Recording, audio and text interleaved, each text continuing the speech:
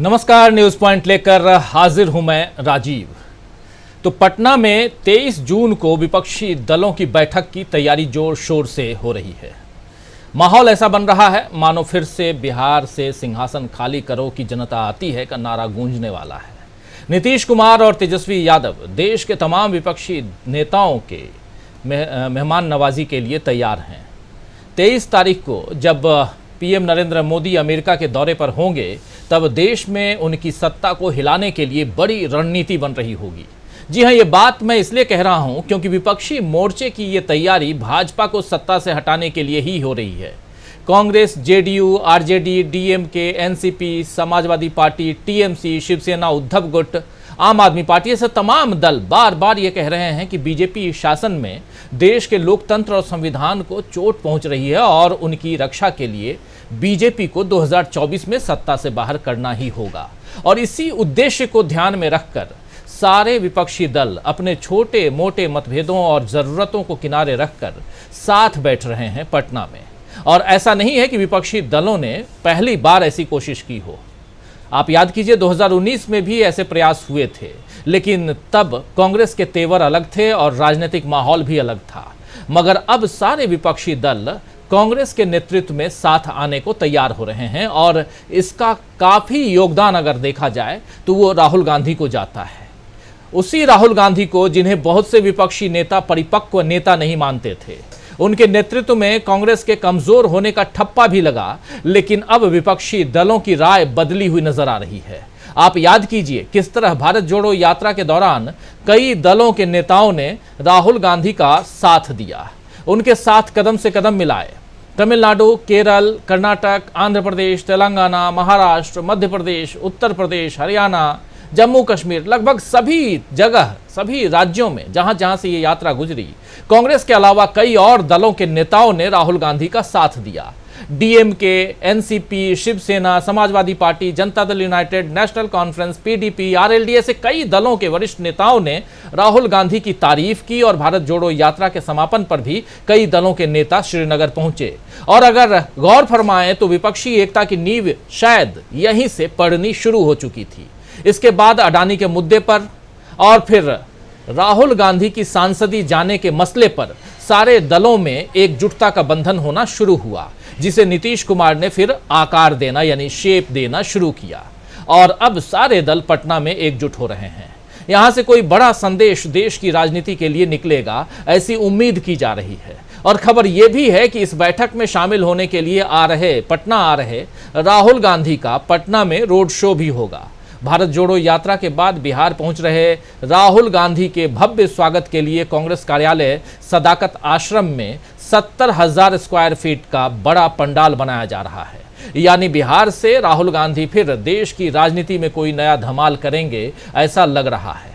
तो एक तरफ राहुल गांधी हैं जो किसी पद पर नहीं हैं, संसद में नहीं हैं, फिर भी उन्हें लेकर इतना उत्साह देखा जा रहा है। और दूसरी तरफ प्रधानमंत्री नरेंद्र मोदी के मन की बात कार्यक्रम का प्रचार के बाद भी मणिपुर में जिस तरह विरोध हुआ, रेडियो ट्रांजिस्टर्स तोड़ डाले गए, आपने देखा, तोड़े गए। और इस कार्यक्रम के बहिष्कार की आवाज वहां के लोगों ने, मणिपुर के लोगों ने बुलंद की। उससे समझ में आ रहा है कि देश का माहौल कैसे बदल रहा है। लोग सवाल उठा रहे हैं कि देश के एक राज्य में पिछले 1.5 महीने से अशांति है, लोग चिंता और तनाव में जी रहे हैं, और दूसरी तरफ मोदी जी अमेरिका यात्रा की तैयारी में लगे हुए हैं। उनके पास मणिपुर जाने की फुर्सत नहीं है, लेकिन विदेश जाने का वक्त है। पूर्व राज्यपाल सत्यपाल मलिक ने राजस्थान में जाट जनचेतना सम्मान समारोह में कहा है कि मणिपुर में हिंसा हो रही है, देश जल रहा है और देश के प्रधानमंत्री अमेरिका जा रहे हैं। अमेरिका में ऐसा क्या रखा है? उन्होंने लोगों से बीजेपी को विधानसभा चुनाव में हराने की अपील भी की है। सत्यपाल मलिक की मैं बात कर रहा हूं। कुल मिलाकर मणिपुर को लेकर के मोदी जी का विरोध बढ़ता जा रहा है, जो बीजेपी पर भारी पड़ सकता है। वहीं किसानों और पहलवानों के मुद्दे पर भी बीजेपी से नाराजगी कल हरियाणा में सामने आई है, जब सिरसा में, जी हां, देश के गृह मंत्री अमित शाह, उनकी जनसभा थी सिरसा में और उस जनसभा में कुर्सियां खाली पड़ी रहीं। राजस्थान और पंजाब की सीमाओं से लगे सिरसा शहर में रैली का मकसद यही था कि यहां से एक साथ राजस्थान, हरियाणा और पंजाब को साधा जाए। लेकिन बीजेपी इसमें बुरी तरह फेल नजर आई। बताया जा रहा है कि करीब 4000 कुर्सियां इस रैली स्थल पर लगी हुई थी और वो भी नहीं भर पाई। 4000 लोगों के लिए वहां व्यवस्था थी, कुर्सियां लगाई गई थी, लेकिन वो भर नहीं पाई। लोगों को जबरन सभा स्थल तक ले जाया जा रहा था, सभा स्थल तक ले जाया गया और उसके बाद भी कुर्सियां अगर खाली पड़े तो आप समझ सकते हैं कि अब बीजेपी का जनाधार कहां जा रहा है। लोकसभा चुनाव से केवल 8 महीने पहले सत्तारूढ़ बीजेपी के लिए ये खाली कुर्सियां अच्छे संकेत नहीं है दोस्तों। वहीं राहुल गांधी के रोड शो के लिए तैयारी, उनके जन्मदिन पर मोहब्बत की दुकान खोलकर शरबत पिलाना और विपक्षी जन्मदिन आज है राहुल गांधी का 53वां जन्मदिन आज राहुल गांधी मना रहे हैं। और सबसे बड़ी बात यहाँ ये है कि आज इस जन्मदिन पर कई विपक्षी दलों ने राहुल गांधी को सोशल मीडिया के ज़रिए या फ़ोन के ज़रिए उनको बधाई दी हो लोगों ने, तो वो तो मैं सुनने नहीं गया, हम लोगों तक खबर नहीं आई है, लेकिन सोशल मीडिया के ज़रिए कई विपक्षी दलों ने राहुल गांधी को उनके जन्मदिन पर बधाई दी है। तो उनके जन्मदिन पर मोहब्बत की दुकान खोलकर शरबत पिलाना, क्योंकि देश के कई हिस्से में अभी काफ़ी गर्मी भी पड़ रही है, शरबत पिला रहे थे लोग, और विपक्षी दलों का एकजुट होना, ये सारी बातें बता रही हैं कि देश में बड़े बदलाव ने दस्तक दे दी है। तो आइए दोस्तों, आज न्यूज़ पॉइंट की शुरुआत करते हैं और चर्चा करेंगे कि क्या विपक्ष की आवाज़ बन गए हैं राहुल गांधी, क्या राहुल के कारण एक हो रहा है विपक्ष, और सबसे बड़ी बात कि राहुल गांधी इस विपक्ष की धुरी बने तो कैसे बने। जो भारत जोड़ो यात्रा हमने देखी, क्या वहाँ से विपक्षी एकता की सुगबुगाहट शुरू हो गई थी। कई बार इस पर हम लोग चर्चा कर चुके हैं, लेकिन चूंकि अब विपक्षी दल पटना में बैठने जा रहे हैं और आज 19 तारीख है, राहुल गांधी का जन्मदिन है, और आज से ठीक 3 दिन बाद चौथे दिन पटना में धमाल मचने वाला है। तो उस धमाल से क्या 2024 में विपक्षी एकता का कमाल नजर आएगा। और अभी तो राहुल गांधी के कमाल को देखते हैं, समझते हैं। आइए चर्चा की शुरुआत करते हैं। हमारे साथ कुछ वरिष्ठ साथी जुड़े हुए हैं, उन सबसे आपका परिचय करवाता हूं। हमारे साथ इस वक्त देखिए 5 वरिष्ठ साथी जुड़े हुए हैं। इधर स्टूडियो में हमारे साथ जुड़े हुए हैं शकील अख्तर जी। शकील जी, आपका स्वागत करता हूं। हमारे साथ जुड़े हुए हैं प्रशांत टंडन जी, हमारे साथ जुड़े हुए हैं विजय शंकर सिंह जी, वरिष्ठ और रिटायर्ड IPS ऑफिसर हैं, आप सब उनसे भलीभांति परिचित हैं। हमारे साथ जुड़े हुए हैं डॉक्टर प्रकाश हिंदुस्तानी जी, सीधे इंदौर से। प्रकाश जी, आपका स्वागत करता हूं। हमारे साथ प्रोफेसर अखिल स्वामी जी जुड़े हुए हैं। स्वामी जी, आपका स्वागत है। और स्वागत इस्तकबाल आप तमाम दोस्त साथी शुभचिंतक आप सबका जो अब तक जुड़ चुके हैं, जुड़ने वाले हैं। कहीं मौसम बिगड़ा हुआ है, कहीं बारिश हो रही है, तो कहीं गर्मी है। लू से उत्तर प्रदेश में 100 से ज़्यादा लोगों की एक दिन में मौत हो जाती है। ये वही हिंदुस्तान है, और वो भी सिर्फ 2 जगह से ये खबरें हैं। ऐसी खबरें और भी छिटपुट खबरें कई जगह से आई होंगी, लेकिन दूसरी तरफ राजस्थान है, गुजरात है, जहाँ इस तूफ़ान जो अभी तूफ़ान बिपरजॉय अभी जो बीता है, गुजरा है, उसका कहर भी है। और दिल्ली में भी आज कल रात से बारिश हो रही थी, थोड़ी बहुत बारिश दिल्ली में भी हो रही है, दिल्ली NCR में भी मौसम बिगड़ा हुआ है। मौसम का हाल पटना में भी बिगड़ने वाला है, क्योंकि प्रधानमंत्री नरेंद्र मोदी जब अमेरिका में रहेंगे, कल अमेरिका की यात्रा पे रवाना होंगे, और उससे पहले इधर धमाल मचाने की तैयारी में विपक्षी दल हैं। राहुल गांधी के इर्द गिर्द क्या ये विपक्षी एकता की नींव जो है वो मजबूत हो रही है। लेकिन वहाँ जाएं उससे पहले राहुल गांधी के 2 बयान, 2 बाइट पुराने हैं, वो सुनाना चाहता हूँ, आपके सामने रखना चाहता हूँ। फिर आऊँगा और सीधे प्रोफेसर अखिल स्वामी जी के पास आना चाहूँगा। पहली बाइट आप राहुल गांधी के लिए आइए। और सबसे बड़ी बात, भारत जोड़ो यात्रा के दौरान राहुल गांधी ने जो अपनी बातें रखी, और क्या यहाँ से अब इस विपक्षी एकता की नींव को मजबूत होते हुए हम देख रहे हैं। जरा लिंक करने की कोशिश करते हैं, लेकिन उसके लिए जरा सुन लें। आप सब सुने हुए हैं, फिर भी सुनिए क्या कह रहे हैं राहुल गांधी। और मैं क्या करता हूं, मैं देखता हूं, पहले मैं उनसे यूं करता हूं, हाथ ऐसे रखते हैं। राहुल गांधी को वेव नहीं कर सकते, करना चाहते हैं मगर अलाउ नहीं है। मैं थोड़ा और करता हूं, फिर उनमें से 1-2 यहां से हाथ हिला के यूं कर देते हैं, और फिर मैं आमतौर से जो आपने मुझे किया मैं करता हूं। कभी कभी वो देख के ऐसे करते हैं कि बात नहीं कर सकते ना, आते नहीं है, मना है। मैं नफरत नहीं करता उनसे, विचारधारा के खिलाफ लड़ता हूं, मगर वो अच्छे लगते हैं मुझे, सारे जीव अच्छे लगते हैं। तो कभी कभी वो यूं करते हैं, मतलब क्या कर रहे हो तुम, क्या कर रहे हो? कन्याकुमारी से लेकर श्रीनगर जा रहे हो, उनके नेता कभी कहते हैं राहुल गांधी क्यों चल रहा है। ये मेरे दिमाग में था, थोड़ी देर के लिए मैं सोच रहा था ये मैं कर क्या रहा हूं, पैदल चल रहा हूं, लोगों से मिल रहा हूं, गले लग रहा हूं, क्या कर रहा हूं? और जवाब मिल गया।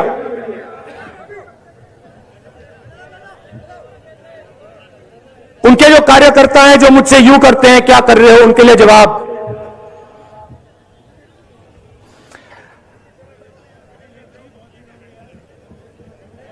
नफरत के बाजार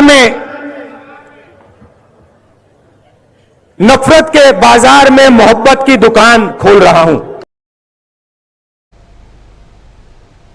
ये वो जगह है राजस्थान जहां पहली दफा राहुल गांधी ने इस बात को, इस कोट को जनता के बीच रखा था कि नफरत के बाजार में मोहब्बत की दुकान खोल रहा हूं, और ये दुकान उन लोगों के लिए खोल रहा हूं जो नफरत और कैसे नफरत फैलाते हैं, कैसे राहुल गांधी को वेव करने से लेकर और ये कहते हैं कि कर क्या रहे हो तुम, ये तमाम बातें यहाँ रख रहे थे राहुल गांधी।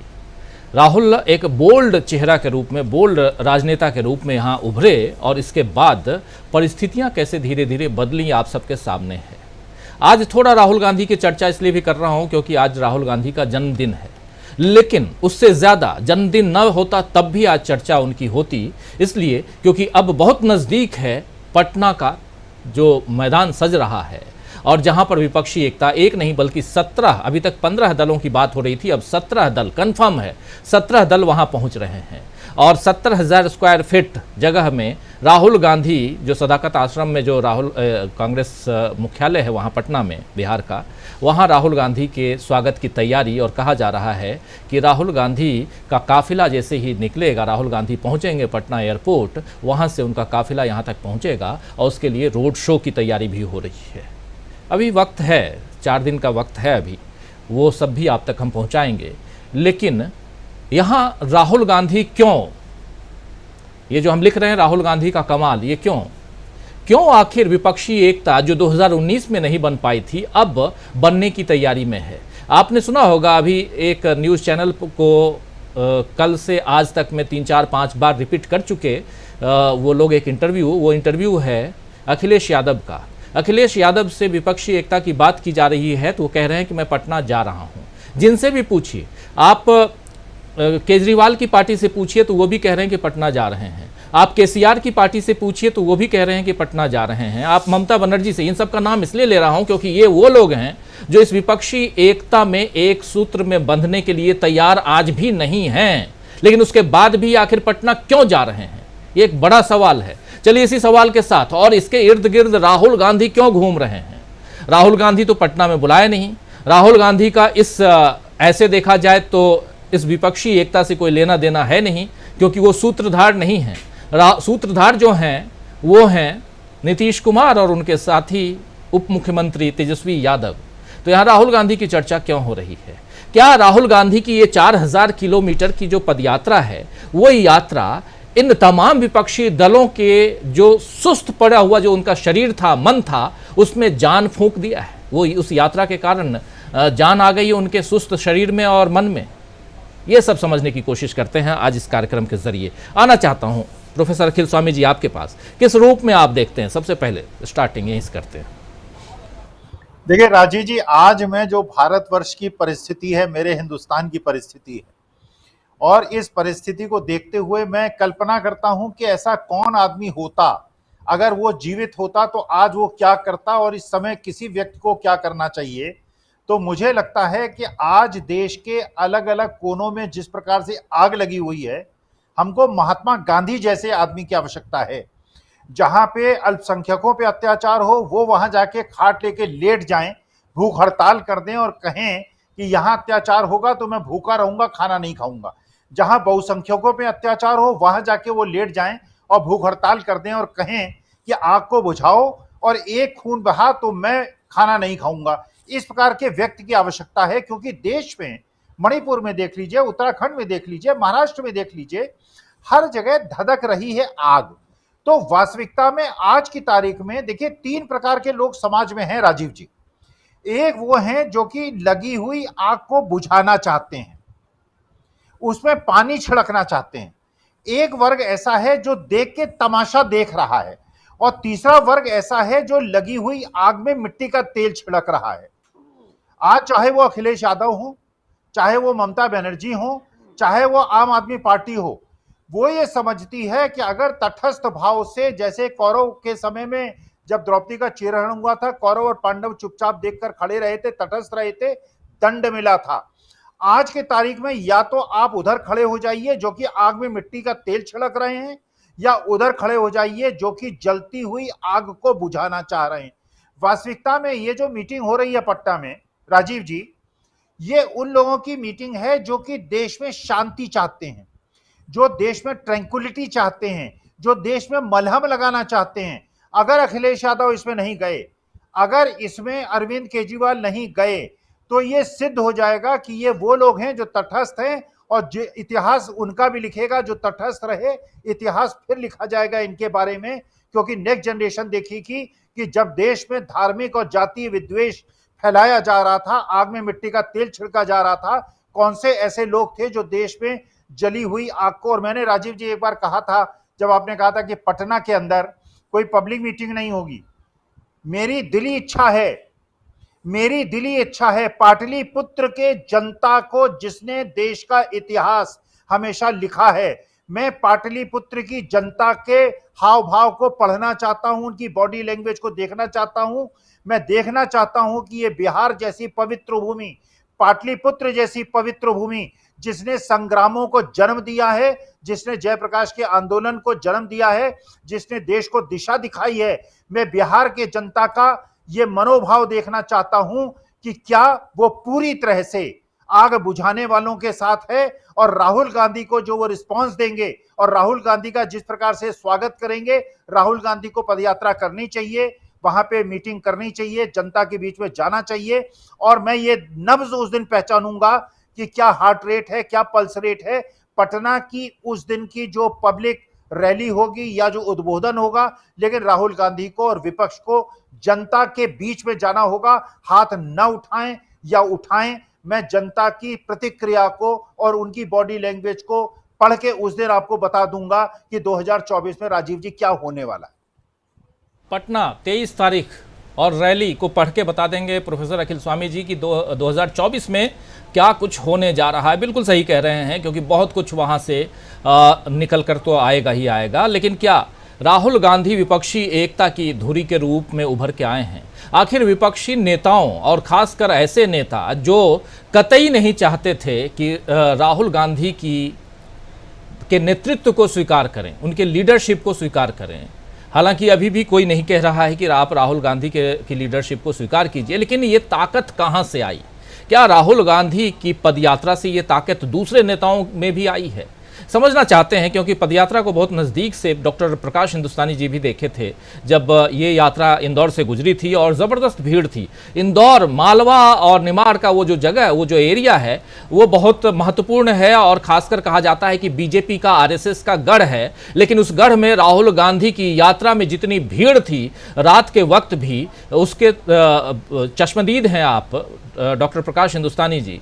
इसलिए भी आपसे समझना चाहता हूं कि क्या एक हिम्मत जो विपक्षी दलों में आई, वो हिम्मत राहुल गांधी की पदयात्रा से आई, ये माना जाए? राहुल गांधी का जो अभी एक जो अब डायलॉग की तरह लोग इस्तेमाल करने लगे हैं, और उसकी हर तरह से उसका नैरेटिव सेट करने की कोशिश कर रहे हैं कि नफरत के बाजार में मोहब्बत की दुकान। लेकिन वो कहाँ उन्होंने कहा था, वो अभी आप लोगों ने सुना।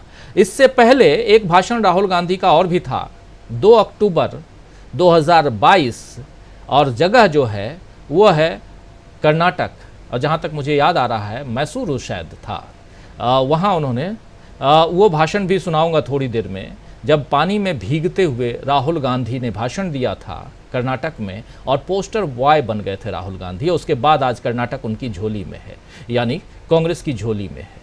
तो क्या राहुल गांधी की इस हिम्मत से, कि 4000 किलोमीटर की पैदल यात्रा राहुल गांधी जैसा नेता भी कर सकता है, जिसको चांदी के चम्मच से कहते थे पैदा हुआ, चांदी सोने के चम्मच से पैदा हुआ इंसान है, परिवारवाद और क्या क्या ठप्पा लगाते थे। लेकिन उसी पदयात्रा के दौरान कांग्रेस पार्टी को एक दलित अध्यक्ष भी मिलता है, 80 साल का तजुर्बेदार अध्यक्ष भी मिलता है, नाम है मल्लिकार्जुन खड़गे, और ये भी राहुल गांधी के कारण ही होता है।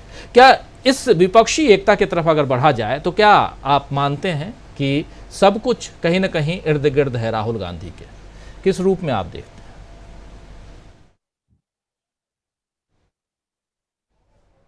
अनम्यूट कर लीजिए प्लीज, अनम्यूट कर लीजिए।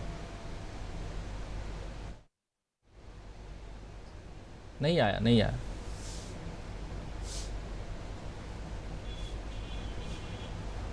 आपका ऑफ दिखा रहा है, ऑफ ही दिखा रहा है। थोड़ा शायद दोबारा रिकनेक्ट कर लीजिए, तब तक आता हूं प्रशांत टंडन जी के पास आता हूं, तब तक आप रिकनेक्ट कर लीजिए। प्रशांत जी, सेम सवाल के साथ आपके पास, आप भी यात्रा में रहे हैं और बहुत नज़दीक से आपने देखा है, और यहाँ से लेकर के आप श्रीनगर की यात्रा में भी थे, समापन पे भी थे, हम साथ साथ थे। उस हिसाब से भी आपसे समझना चाहता हूँ, क्या राहुल गांधी की पदयात्रा और इधर विपक्षी एकता, और उसमें क्या ये पदयात्रा या राहुल गांधी जो हम लिख रहे हैं, राहुल का कमाल पटना से मचेगा धमाल, क्या ये वही कमाल है जो एक सूत्र में बांध रहा है विपक्षी दलों को? जी राजीव जी, आज अगर हम, क्योंकि राहुल गांधी का जन्मदिन भी है और पटना की तैयारी हो रही है, राहुल गांधी अमेरिका की यात्रा से लौट रहे हैं, जहां भी उन्होंने भी कई जगह बहुत अच्छे एंगेजमेंट किए हैं, तो ये मौका है कि जरा राहुल गांधी के जीवन में झांका जाए कि ये कितनी चुनौतियां, और हम सब लोग, शकील जी यहाँ बैठे हुए हैं, हम लोगों ने राजनीतिज्ञों के जीवन को बहुत करीब से देखा है अपनी पॉलिटिकल रिपोर्टिंग के दौरान। मुझे नहीं लगता कि इतना व्यक्तिगत चैलेंज, इतनी परीक्षाएं किसी और राजनेता ने दी होंगी। यानी अगर आप उनका छात्र जीवन देखें तो वो भी बहुत ही असामान्य था। वो दून स्कूल में पढ़ रहे थे तब इंदिरा गांधी की हत्या हो गई, वो ग्रेजुएशन कर रहे थे तब राजीव गांधी की हत्या हो गई, वो हार्वर्ड में अमेरिका गए तो वहाँ सिक्योरिटी थ्रेट मिला, उनका कॉलेज बदला गया, फिर फाइनली उन्होंने इंग्लैंड से ट्रिनिटी कॉलेज से एमफिल डेवलपमेंट इकोनॉमिक्स में किया, प्राइवेट कंपनी में लंदन में काम किया, जो मॉनिटर ग्रुप में, जो कि कंसल्टिंग कंपनी थी, अपनी एक टेक्नोलॉजी कंसल्टिंग कंपनी भी खोली।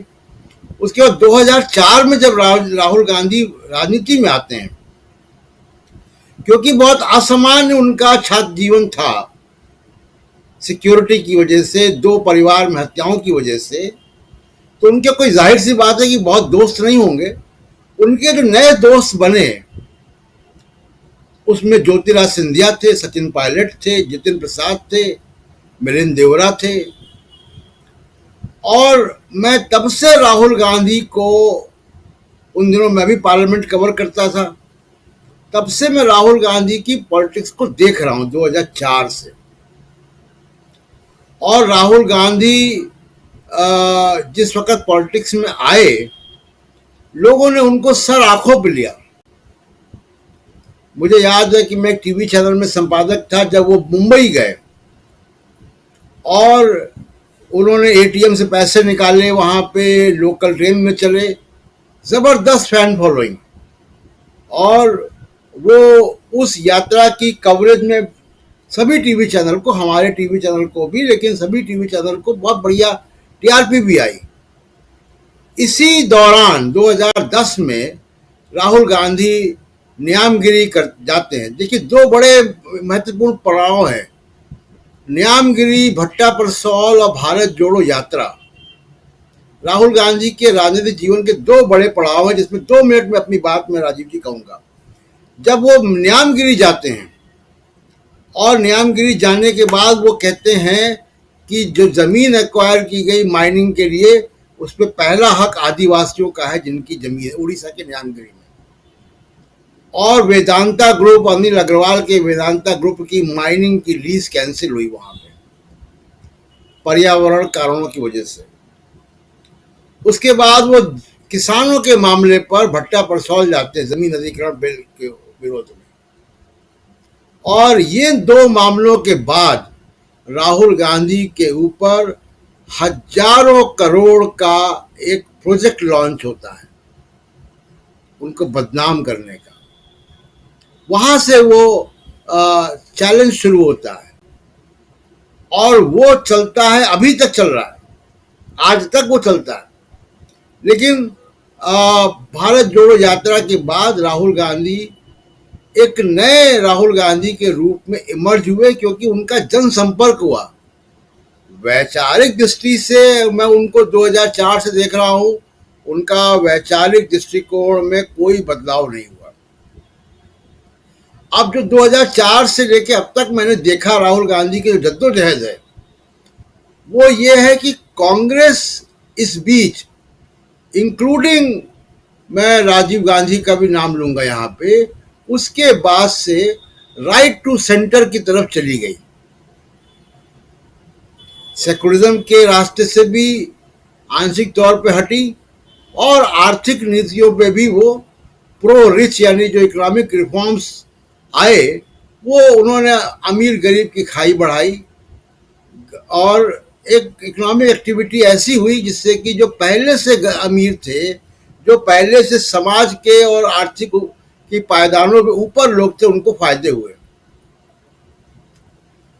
राहुल गांधी कंसिस्टेंटली इस इकोनॉमिक पॉलिसी के खिलाफ रहे अपनी ही पार्टी के, और ये जद्दोजहद उनकी लगातार चलती रही कि पार्टी को वहां ले जाएं जहां इंदिरा गांधी के समय कांग्रेस थी। और यही वो दौर था राजीव जी, जब कांग्रेस का जनाधार खिसकता गया और जो समाज का वंचित वर्ग है, माइनॉरिटीज है, वो कांग्रेस से दूर होते गए। बावजूद इसके कि सत्ता में 2 बार आए, लेकिन समाज का वंचित वर्ग कांग्रेस से दूर होता गया। क्षेत्रीय पार्टियां उभरी और उन्हीं पार्टियों को उन वंचित समाज के वोट मिलने लगे। लेकिन राहुल गांधी का ये वैचारिक दृष्टिकोण कंसिस्टेंट आज भी है। तो ये राहुल गांधी की बड़ी उपलब्धि है और इसका बहुत भयंकर विरोध है, पार्टी में विरोध है। G23 जिसको हम जानते थे वो राहुल गांधी की इन्हीं नीतियों के खिलाफ था। परिवारवाद या ये सब तो कैमोफ्लेज था, हाथी के बाहर के दिखाने के वाले दांत थे। असली जो G23 के पीछे ताकत थी वो कॉर्पोरेट सोच वाली ताकत थी, और राहुल गांधी की आर्थिक नीतियों के खिलाफ वो G23 बना था। और आज भी अगर कांग्रेस के अंदर और कांग्रेस के बाहर राहुल गांधी का विरोध होता है तो इसी वजह से होता है। तो ये तो राहुल गांधी की अब तक की यात्रा तो चल रही है। अब उस दौरान आप देखिए कि राहुल गांधी के जो तमाम सारे दोस्त थे वैचारिक, सबने साथ छोड़ा। ज्योतिराज सिंधिया ने साथ छोड़ा, जितिन प्रसाद ने साथ छोड़ा, सचिन पायलट कितना है कितना नहीं है मैं नहीं कह सकता, मिलिंद देवरा कितना है कितना नहीं है नहीं कह सकता। तो जिन लोगों को राहुल गांधी ने आगे बढ़ाया वो भी नहीं चले साथ में।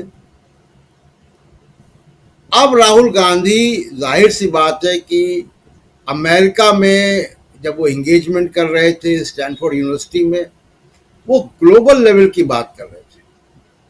उनकी वो जो परिपक्वता है, जो इतने साल के अनुभव, और खुद राहुल गांधी कहते हैं कि मेरी जितनी पिटाई हुई है किसी की नहीं हुई है, और पिटाई से मैंने सीखा है। तो इस संघर्ष में राहुल गांधी ने बहुत सीखा है, और इसी विचारों के वैक्यूम से अरविंद केजरीवाल और नरेंद्र मोदी जैसे नेता पैदा होते हैं। तो अब पटना में राहुल गांधी का जो अब विपक्षी दलों का जो साझा एक विचार बन रहा है, वो वही विचार है जो जनता के प्रति जवाबदेही का, लोकतंत्र को और मजबूत करने का, समाज सेकुलरिज्म के सिद्धांत का, इन्हीं विचारों पर के इर्द गिर्द जो है वो विपक्षी एकता का जो है वो तंबू तनेगा पटना में।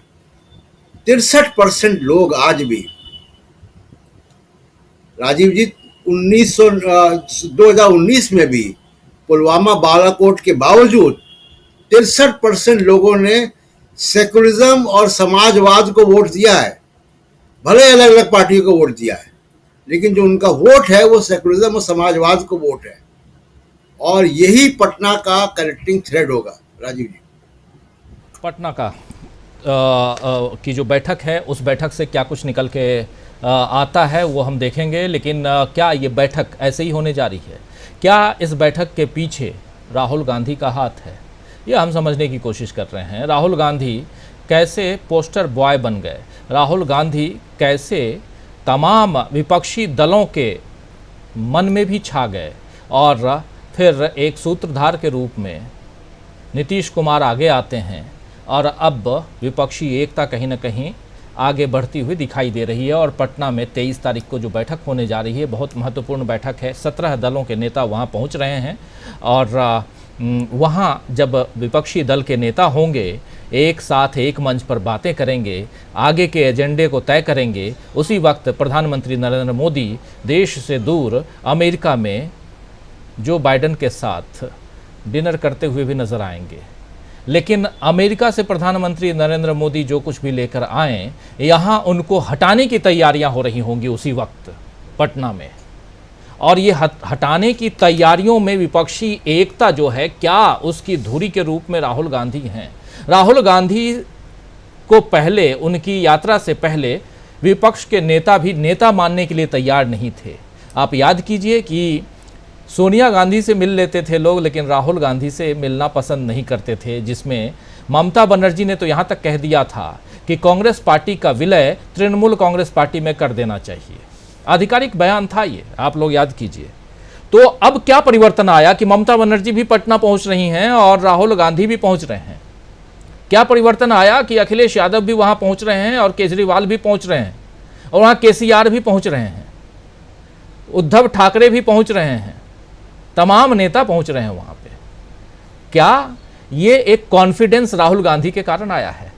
राहुल गांधी में भी एक कॉन्फिडेंस आया और उनका कॉन्फिडेंस कैसे धीरे धीरे बढ़ता गया कर्नाटक से लेकर के हालांकि अभी खबर आ रही है कि केसीआर नहीं जा रहे हैं। ये मुझे भी बहुत वो नहीं लग रहा था कि केसीआर जाएंगे। अभी मुझे बताया जा रहा है कि केसीआर नहीं जा रहे हैं। चलिए केसीआर को कट कर देते हैं। क्या केजरीवाल भी नहीं जाएंगे? देखते हैं 23 तारीख तक। लेकिन आना चाहता हूं डॉक्टर प्रकाश हिंदुस्तानी जी आपके पास पिछले सवाल के साथ में, और आऊं उससे पहले थोड़ा आपके पास, यानी कि इंदौर में राहुल गांधी के पहुंचने से पहले जब राहुल गांधी कर्नाटक मैसूरू में उन्होंने जो भाषण दिया था बारिश में भीगते हुए, उस भाषण के कुछ अंश को देख लेते हैं और फिर सीधे आपके पास आऊंगा। देखिए जरा। कन्याकुमारी से कश्मीर तक ये यात्रा चलेगी, रुकेगी नहीं। बारिश आ रही है, बारिश ने इस यात्रा को नहीं रोका। गर्मी, तूफान, ठंड इस यात्रा को नहीं रोकने वाली, क्योंकि यही हिंदुस्तान का इतिहास है, यही हिंदुस्तान का डीएनए है। और बीजेपी ने भ्रष्टाचार के सब रिकॉर्ड तोड़ दिए हैं। हर चीज में 40% कमीशन लेते हैं और 13,000 स्कूल एसोसिएशन ने कहा कि 40% कमीशन उनको देना पड़ रहा है। ना प्रधानमंत्री ने कार्रवाई की, ना चीफ मिनिस्टर ने। बेरोजगारी बढ़ती जा रही है। नोटबंदी और जीएसटी ने छोटे व्यापारियों का, स्मॉल और मीडियम बिजनेसेस की रीढ़ की हड्डी तोड़ दी। पूरा का पूरा फायदा चुने हुए 2-3 बड़े उद्योगपतियों को मिल रहा है। एक तरफ बेरोजगारी तो दूसरी तरफ महंगाई। बीच में कर्नाटक और हिंदुस्तान की जनता, गरीब जनता पिस रही है। जितनी भी नफरत, जितनी भी हिंसा ये करेंगे, हम हिंदुस्तान को जोड़ेंगे। आप इतनी दूर से चले, बारिश में आप आज यहाँ खड़े हो, आप सबका दिल से बहुत बहुत धन्यवाद। जय हिंद।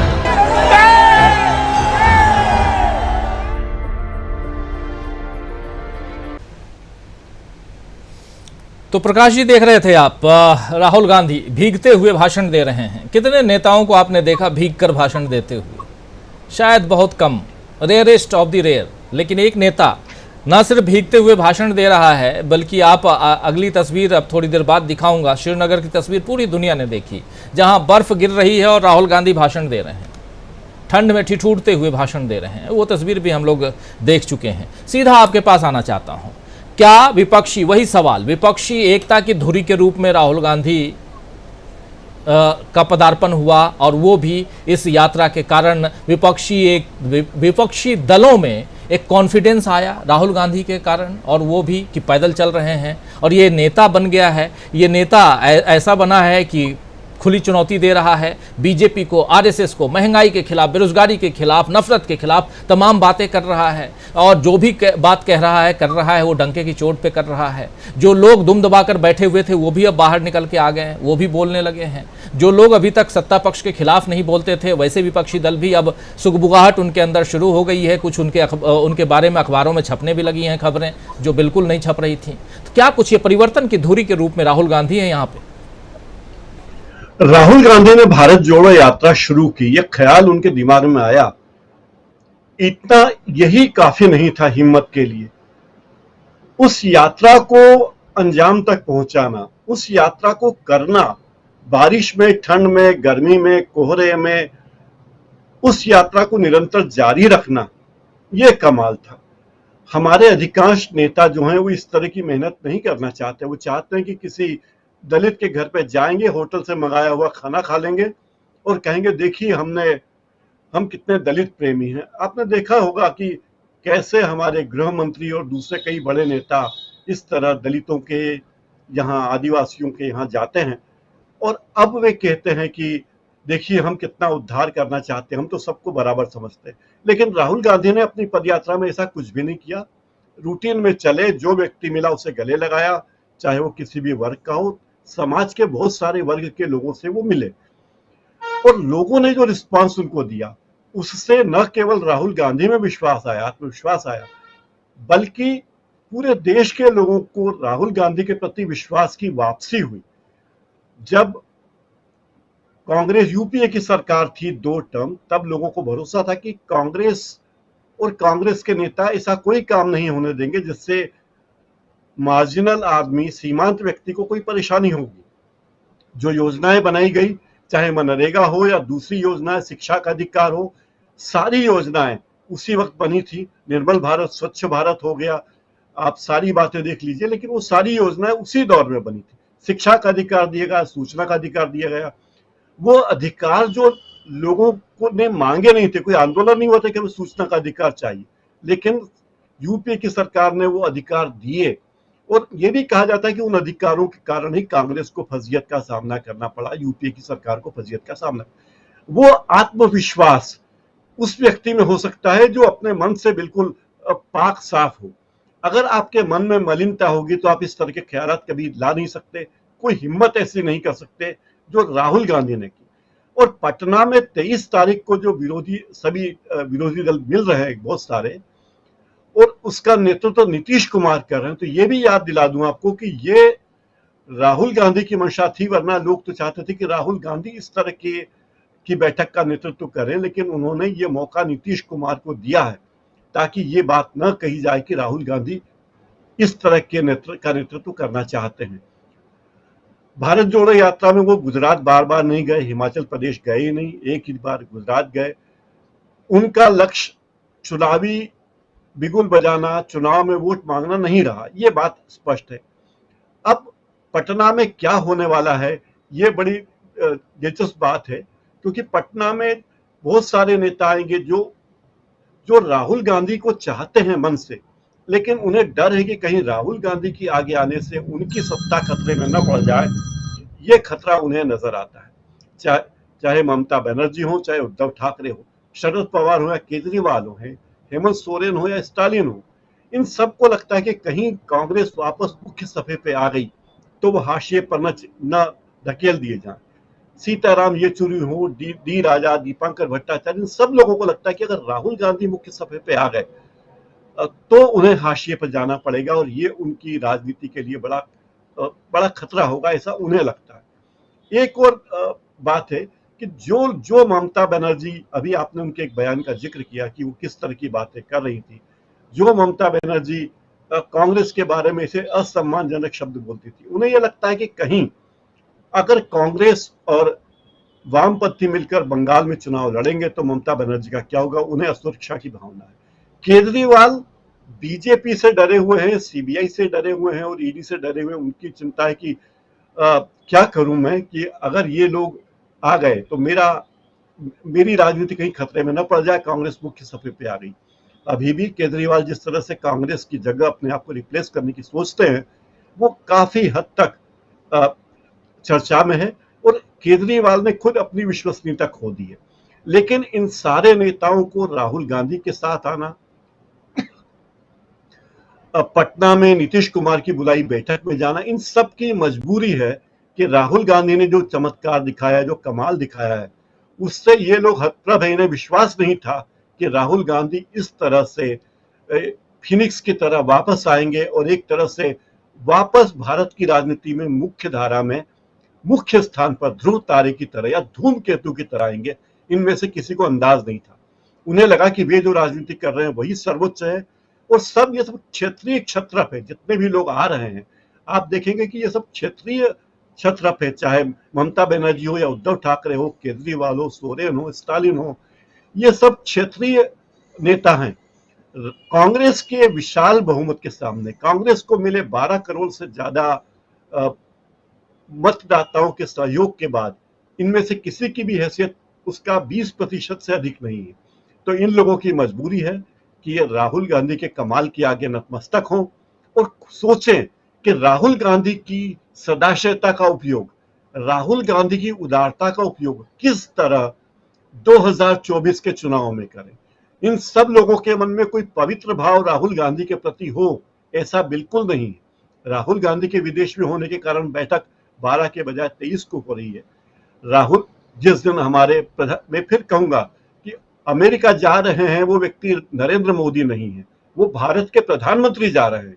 अगर नरेंद्र मोदी की जगह कोई भी प्रधानमंत्री होता, XYZ होता, तो वो वहां जाके अमेरिका में बात करता जो बाइडेन से। तो नरेंद्र मोदी यहाँ गौण है, लेकिन राहुल गांधी जब अमेरिका गए तो वो राहुल गांधी गए थे, जो एक सांसद भी नहीं है, जो मंत्री नहीं है, जो प्रधानमंत्री नहीं है। तो एक साधारण व्यक्ति का, साधारण नागरिक की अमेरिका में यात्रा, अमेरिका में उस व्यक्ति का स्वागत, उस अमेरिका में एक नेता का खुलकर लोगों से बातचीत करना, ये बड़ी महत्वपूर्ण बात होगी।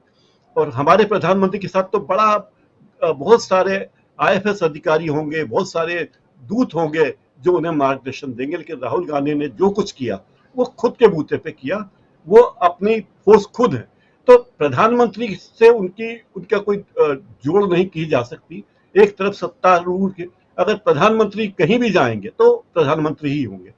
तो राहुल गांधी ने अमेरिका में जो छाप छोड़ी, अमेरिका में जो डंका बजाया और अमेरिका में जो उन्होंने कहा, वो न केवल भारत के लोगों ने सुना बल्कि दुनिया के लोगों ने सुना। और ये अच्छी बात है कि अमेरिका में उसके अच्छे प्रतिध्वनियां सुनाई दे रही है कि राहुल गांधी ने वहां जाकर क्या कहा, उसकी प्रतिध्वनियां क्या है। भारत को लोग बेहतर तरीके से जान रहे हैं और समझ रहे हैं और उसका अच्छा नतीजा ये निकलेगा कि हमारे प्रधानमंत्री बहुत सारे ऐसे काम जो वे अब तक करते आए हैं वे शायद आगे न करें। राजीव जी, बिल्कुल, भारत का प्रधानमंत्री कोई भी होता आप कह रहे हैं तो अमेरिका जाता ही, क्योंकि ये बायलैटरल मीटिंग है दोनों देशों की। और 2 साल बाद प्रधानमंत्री नरेंद्र मोदी अमेरिका जा रहे हैं। जो बाइडेन जब से राष्ट्रपति बने हैं तब से पहली बार अमेरिका की यात्रा पे प्रधानमंत्री नरेंद्र मोदी हैं। लेकिन उससे पहले कोई भी प्रधानमंत्री होता तो मैं दावे के साथ कह रहा हूं कि मणिपुर जल रहा है उस पर भी कुछ बात तो करता ही। लेकिन क्या कारण है कि प्रधानमंत्री नरेंद्र मोदी चुप्पी साधे हुए हैं? मणिपुर पे चुप्पी साधे हुए प्रधानमंत्री हमारे नरेंद्र मोदी या कोई भी ABC प्रधानमंत्री, देश का प्रधानमंत्री, भारत का प्रधानमंत्री, इतने बड़े लोकतंत्र का प्रधानमंत्री, ये शोभा नहीं देता है। कुछ तो बोलिए प्रधानमंत्री जी। खैर, और कई लोग बोलते हैं, उन सबकी आवाज़ मैं आप तक पहुंचा रहा हूं कि कुछ तो बोलिए कि आखिर चुप्पी, आपकी चुप्पी का कारण क्या है? लोग जानना चाहते हैं कि मणिपुर बर्बाद हो रहा है, जल रहा है और आप चुप हैं क्यों? अमेरिका जा रहे हैं, वहीं से बोलिए, कहीं से भी बोलिए। वहाँ आप डायस्पोरा के लोगों से मिलेंगे, इंडियन सिटीजन्स जो वहाँ हैं उनसे मिलेंगे, आप उनके बीच बोल दीजिए, लेकिन बोलिए कि क्यों चुप हैं।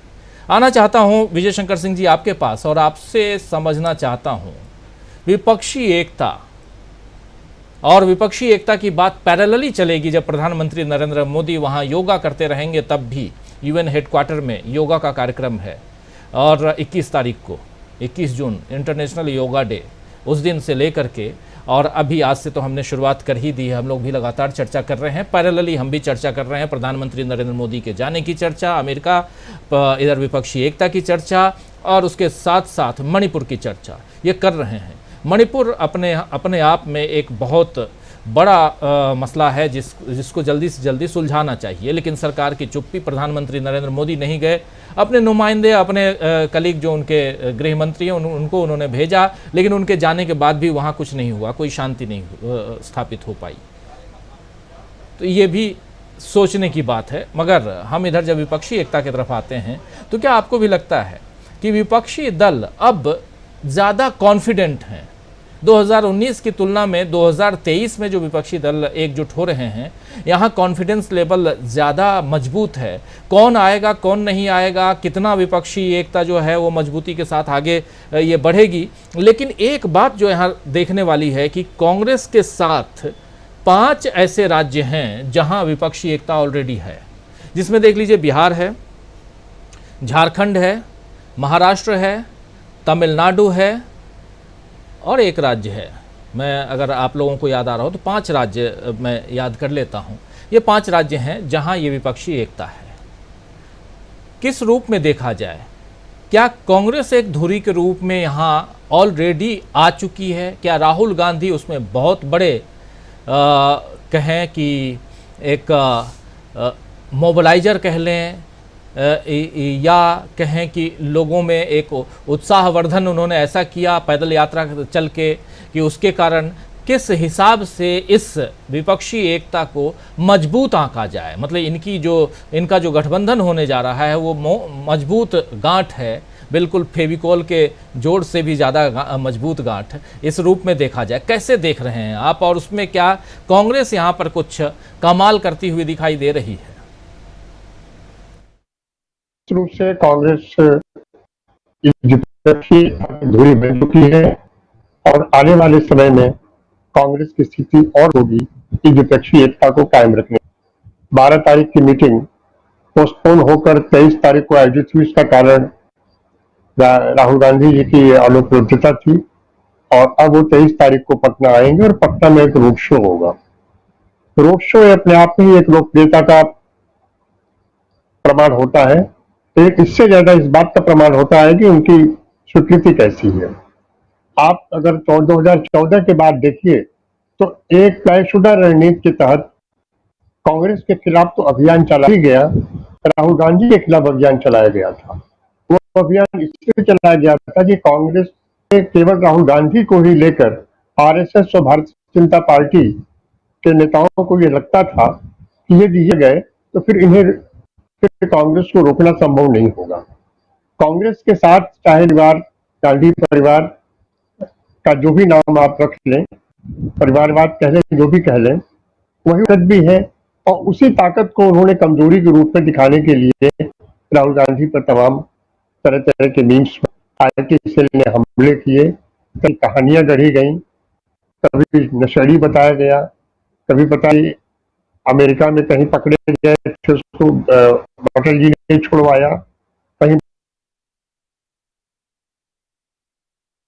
विजय शंकर जी डिस्कनेक्ट हो गए हैं, उनके पास आऊंगा, जैसे कनेक्ट होते हैं थोड़ा उनका नेटवर्क भी डाउन है, लेकिन यहाँ सीधे स्टूडियो में आना चाहता हूँ। हमारे साथ जुड़ गए हैं अमलेंदु उपाध्याय जी। अमलेंदु जी, आपका स्वागत करता हूँ इस कार्यक्रम में। और इधर स्टूडियो में हमारे साथ बने हुए हैं शकील अख्तर जी। शकील अख्तर जी, आपके पास आना चाहता हूँ। अभी थोड़ी देर पहले देख रहा था कि किन किन लोगों ने राहुल गांधी को शुभकामनाएं दी हैं। हालांकि अब राहुल गांधी ने भी धन्यवाद दे दिया है अपने जन्मदिन पे, तमाम जो लोगों ने उन्हें शुभकामनाएं दी। तो एक नाम उसमें शकील अख्तर जी, एक नाम उसमें दिखाई नहीं दे रहा था, ममता बनर्जी का। लेकिन अभी देख रहा हूं कि ममता बनर्जी ने भी राहुल गांधी को हैप्पी बर्थडे कह दिया है। तो कहीं ना कहीं ये हैप्पी बर्थडे जो है ये आगे भी बढ़ने वाला है, हैप्पी की तरफ बढ़ने वाला दिखाई दे रहा है। और दूसरी तरफ केरल एक राज्य है जो मैं भूल रहा था कि गठबंधन ऑलरेडी जिन जिन राज्यों में है उसमें केरल भी एक राज्य है, जो 5 राज्य जो महत्वपूर्ण राज्य मैं कह रहा था। देखिए, बिहार है जहां 40 सीटें हैं, उसके बाद महाराष्ट्र है 48 सीटें, Tamil Nadu 39 seats, Kerala 20 seat, Jammu Kashmir 5 seat, Jharkhand, Jammu Kashmir में भी ऑलरेडी मान लीजिए कि वहाँ गठबंधन है ही कांग्रेस का, इन लोगों का। और झारखंड 14 सीट। 166 सीटें ऐसी हैं शकील अख्तर जी जहां ऑलरेडी गठबंधन है। 166 सीटें जहां कांग्रेस का ऑलरेडी गठबंधन है 543 में से। ये जो आंकड़ों का खेल है इस पे और सीटों के आधार पे, इस पे बाद में, पहले भी कह चुका हूं, बाद में इसी अगले 2-3 दिनों में हम लोग और चर्चा करेंगे। और दूसरा एक आंकड़ा और रखना चाहता हूं, 159 सीटें ऐसी हैं जहां ये गठबंधन को लेकर के थोड़ा सा जो परेशानियां चल रही हैं। उसमें उत्तर प्रदेश है 80 सीटें, पश्चिम बंगाल जहां 42 सीटें हैं, दिल्ली के केजरीवाल साहब जहां 7 सीट, और कहते हैं कि आप दिल्ली भी मत लड़िए कांग्रेस के लोगों, और ना ही पंजाब लड़िए जहां 13 सीटें हैं। तो दिल्ली और पंजाब मिला के 20 सीट, और तेलंगाना में 17 सीटें। ये 159 सीटें, 159 सीट्स जहां मामला गड़बड़ है। यानी उत्तर प्रदेश में समाजवादी पार्टी, पश्चिम बंगाल में ममता बनर्जी, दिल्ली पंजाब में केजरीवाल साहब, और तेलंगाना में केसीआर साहब। 159 सीटें। तो ये इसलिए ये आंकड़ा रख रहा हूं, 166 ऑलरेडी पैक्ड है। 166 से कांग्रेस की गिनती शुरू हो रही है शकील अख्तर जी। अगर देखें तो यहाँ से कांग्रेस की गिनती शुरू हो रही है कि भाई हमारा तो 166 सीटों पे ऑलरेडी गठबंधन है, अब आपको आगे बढ़ना है तो बढ़िए। और इसमें राहुल गांधी बहुत मजबूती के साथ अब सियासी मैदान में हैं। यहां से कहां आप देखते हैं विपक्षी एकता को? देखिए राहुल जी, अभी हम देख रहे थे कि विपक्षी दलों की आवाज़ जो है वो राहुल बन गए हैं, लेकिन हम यहाँ पे ये कहना चाहते हैं कि राहुल दरअसल विपक्षी दलों की आवाज़ तो बने ही हैं, राहुल इस वक्त भारत की जनता की आवाज़ बन गए हैं। और ये सबसे बड़ी बात है। आप देखिए कि पिछले 9 साल में जो राहुल गांधी भी कहते हैं कि हमारे देश में हुआ क्या, हमारे देश में जो सबसे ख़राब बात हुई, सबसे परेशानी वाली बात हुई, वो ये है कि सारी संवैधानिक संस्थाएं जिन पे हमें नाज था, जिन पे हमें गर्व था, वो धीरे धीरे ढहने लगी। कोई भी संवैधानिक संस्था ऐसी नहीं है जिस पे दबाव नहीं पड़ा हो, और उन दबाव के आगे हमारी संवैधानिक संस्थाओं की हालत इस वक्त बहुत ख़राब हो चुकी है। हमने पहले भी कहा, आज फिर हम इस बात को दोहराते हैं कि पाकिस्तान और हम साथ साथ आज़ाद हुए, लेकिन इस बात को पाकिस्तान ने भी स्वीकार किया, माना कि हम में और हिंदुस्तान में जो एक चीज़ सबसे बड़ा अंतर डालती है, जिसने सबसे बड़ा फ़र्क डाला, वह है भारत में संवैधानिक संस्थाओं का विकास और उनका मजबूत होना, और जो हम नहीं कर पाए। आप देखिए मीडिया यहाँ पे, न्यायपालिका यहाँ पे, कार्यपालिका यहाँ पे, सब चीज़ों पे इतना दबाव पड़ा कि आज कोई भी कुछ ज़्यादा कहने की स्थिति में नहीं है। लोग इनकी तरफ उम्मीद से देखते हैं, मगर ज़्यादातर निराश ही होते हैं। मगर इन 9 सालों में एक ही चीज़ ऐसी थी जिस पर सबसे ज़्यादा दबाव पड़ा, और जो न टूटा, न झुका, न डरा, और वह था राहुल गांधी।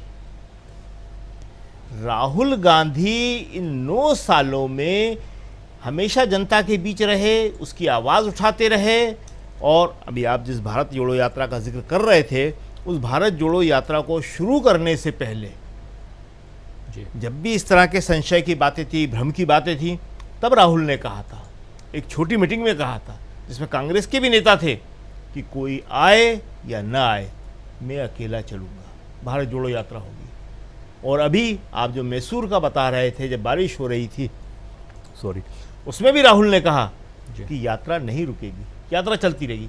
तो ये जो राहुल का निश्चय है, उनका जो कॉन्फिडेंस है, और अपने उद्देश्य के प्रति उनका जो समर्पण है, वही आज उनकी सबसे बड़ी ताकत बन गई है।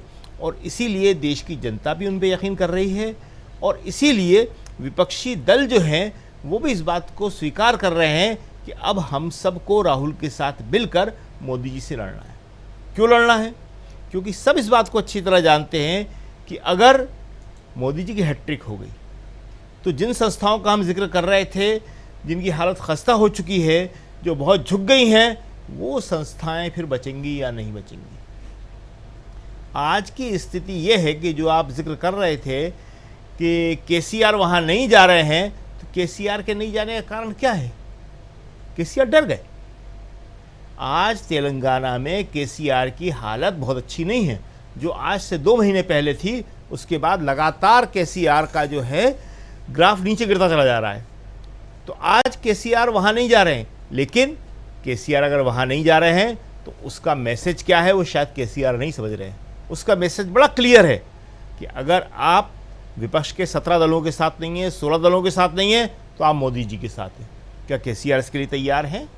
जगन मोहन रेड्डी नहीं है इसके लिए तैयार, पटनायक नहीं है इसके लिए तैयार। आज मोदी जी जो एनडीए का कुनबा बढ़ाने की कोशिश कर रहे हैं, मगर उनके साथ कोई नहीं आ रहा। क्यों नहीं आ रहा? क्योंकि सबको लग रहा है कि अब मोदी जी जो है जिस तरह की राजनीति कर रहे हैं, वो एनडीए के पार्टनरों को तो छोड़िए, बीजेपी और आरएसएस के लिए भी समस्या बन गए। आज वो और अकेले वो, सिर्फ उनका नाम आता है। बीजेपी में से भी किसी का नाम नहीं आता, ज़्यादा से ज़्यादा अमित शाह जी का नाम आता है। आप देखिए कि अभी आप कह रहे थे कि अगर कोई और प्रधानमंत्री होता तो वो अमेरिका जाने से पहले एक अपील करता मणिपुर के लिए। हम तो यह कहते हैं कि अगर वाजपेयी जी भी होते तो वो पहले मणिपुर जाते। अभी जैसा आप बता रहे थे, सतपाल मलिक ने कहा क्या रखा है अमेरिका में, हमारे लिए मणिपुर ज़्यादा इंपॉर्टेंट है, मणिपुर जाते। और हम आपको बताएं कि अभी 10 जून से मणिपुर के 10 विपक्षी दलों के नेता यहाँ आए हुए हैं, जिनमें 4 बार के मुख्यमंत्री रहे नेता भी शामिल हैं, वहाँ के विधानसभा अध्यक्ष भी शामिल हैं, और वो प्रधानमंत्री मोदी जी से एक अपॉइंटमेंट मांग रहे हैं। और अभी भी उनको उम्मीद थी कि अमेरिका जाने से पहले मोदी जी उनसे मिल लेंगे। और उन्होंने कहा कि वाजपेयी जी, ऐसी समस्या आई थी वाजपेयी जी के टाइम में मणिपुर में, और वाजपेयी जी ने हमें 2 बार मिलने के लिए बुलाया, उन्होंने अपील जारी करी, और आज मोदी जी उनसे मिल ही नहीं रहे। आज हालत मणिपुर की क्या है इसको दोहराने की ज़रूरत नहीं है, सबको मालूम है कि कितनी गंभीर स्थिति है। और जो अभी कांग्रेस के महासचिव वेणुगोपाल ने कहा, और सही कहा कि मोदी सरकार इसको लंबा खींचना चाहती है। क्यों खींचना चाहती है? अभी आप कह रहे थे, तो उसका सिंपल कारण है, कोई बहुत ज़्यादा समझने की ज़रूरत नहीं है, नफ़रत और विभाजन की राजनीति को बढ़ाना। कुछ बातें ऐसी होती हैं जो हम लोग मीडिया के लोग कहना नहीं चाहते, मगर सरकार वो कर रही है तो कहना पड़ता है कि अमेरिका में जब मोदी जी जाएंगे तो क्या आप सोचते हैं कि वहाँ 253 से ज़्यादा, 253 से ज़्यादा चर्च जलाने के मामले में उनसे सवाल नहीं होंगे? प्रेस उनसे सवाल कर नहीं सकती, प्रेस से वो मिलते नहीं हैं। जो एक जॉइंट प्रेस कॉन्फ्रेंस होती है 2 देशों के, जब राष्ट्राध्यक्ष मिलते हैं उसके बाद वो नहीं करवाते हैं, उसको भी वो कैंसिल करवा देते हैं। लेकिन जब बाइडेन प्रशासन के साथ अंदर बात होगी, वहाँ के अफसरों से बात होगी, खुद बाइडेन के साथ 1 to 1 बात होगी, तो क्या ये बात नहीं होगी? बाइडेन आज दुनिया के सबसे अनुभवी नेता हैं, उन्होंने सबके शासनकाल देखे हैं। हमारे देश में उन्होंने नेहरू से लेके इंदिरा गांधी तक, इंग्लैंड के, यूरोप के सब शासनकाल देखे हैं, उन्हें राजनीति की सब समझ है। वो क्या मोदी जी से अंदर कुछ बातें नहीं करेंगे? हमारे लिए समय कोई बहुत अच्छा नहीं आने वाला है, हम बड़ी समस्या में घिरे हुए हैं। और इस समस्या का सबसे बड़ा समाधान ये है कि हमारे प्रधानमंत्री अपनी जो समस्याएं हैं देश की, उन पे कालीन न डालें, उन्हें छुपाए नहीं, बल्कि उनके बारे में खुल के बातें करें। और आज वो करें या ना करें वो अलग बात है, लेकिन जिस आप 23 तारीख का जिक्र कर रहे हैं वो एक बहुत ही इम्पॉर्टेंट तारीख है। और उसमें होगा क्या, जैसा कि आपने हेडिंग में भी लिखा कि पटना से मचेगा धमाल। पटना से पूरे देश में और देश के साथ बाहर भी जाएगा, उससे हमें कोई ज़्यादा मतलब नहीं है, लेकिन हमारे देश में एक सीधा मैसेज जाएगा कि सारे विपक्षी दल एक हो रहे हैं। क्यों? क्योंकि उन्हें भारत की डेमोक्रेसी पे ख़तरा लग रहा है। वो भारत की डेमोक्रेसी को, भारत की संवैधानिक संस्थाओं को बचाने के लिए एक हो रहे हैं। और वो जो नैरेटिव बनेगा वो मोदी के सारे नैरेटिव पे भारी पड़ जाएगा। जनता इस बात को समझेगी कि इतने दल जो आपस में लड़ रहे थे वो एक साथ खड़े क्यों हुए हैं। और जब वो खड़े हुए हैं, जो आप बता रहे थे कि 163 से तो शुरुआत हो रही है, 166 से शुरुआत हो रही है, और जिन 5 राज्यों का आप जिक्र कर रहे थे उसके बाद ये संख्या मिला के 300 से ऊपर जा रही है। तो अगर इतनी सीटों पे समझौता हो गया, और समझौता 350-400 से कम पे नहीं होने वाला है वो, तो फिर नीतीश कुमार की बात सही हो जाएगी कि अगर 350 से ऊपर सीटों पे हम समझौता करने में सफल हुए तो हम मोदी जी को 100 के अंदर रोक देंगे। तो 23 तारीख की मीटिंग बहुत इंपॉर्टेंट मीटिंग है। इसीलिए आपने कहा कि अभी केजरीवाल जाएंगे या नहीं, पता नहीं, ठीक है, न जाएं। अगर केजरीवाल नहीं जाएंगे तो फिर सीधा संदेश जाएगा कि केजरीवाल मोदी जी के साथ है। देखिए, एक सबसे बड़ी बात जो हुई है वो तीसरे मोर्चे की बात ख़त्म हो गई और ये बहुत अच्छा हुआ। एक प्रधानमंत्री नरेंद्र मोदी का मोर्चा या प्रधानमंत्री नरेंद्र मोदी की ताकत, दूसरी उनके विपक्ष की ताकत, जिसका नेतृत्व आप चाहे राहुल गांधी को दें, चाहे नीतीश कुमार तेजस्वी को दें, चाहे शरद पवार को दें, चाहे सबको मिला जुला दें। तो दो ताकतों के बीच ये सीधी सीधी लड़ाई है और दो ताकतों के बीच लड़ाई होने में सब कुछ साफ हो जाएगा और निश्चित ही रूप से ये मोदी जी के लिए बहुत बड़ी परेशानी हो जाएगी जो 1-to-1 फाइट 350 और 400 सीटों पे होगी। जी राजीव जी।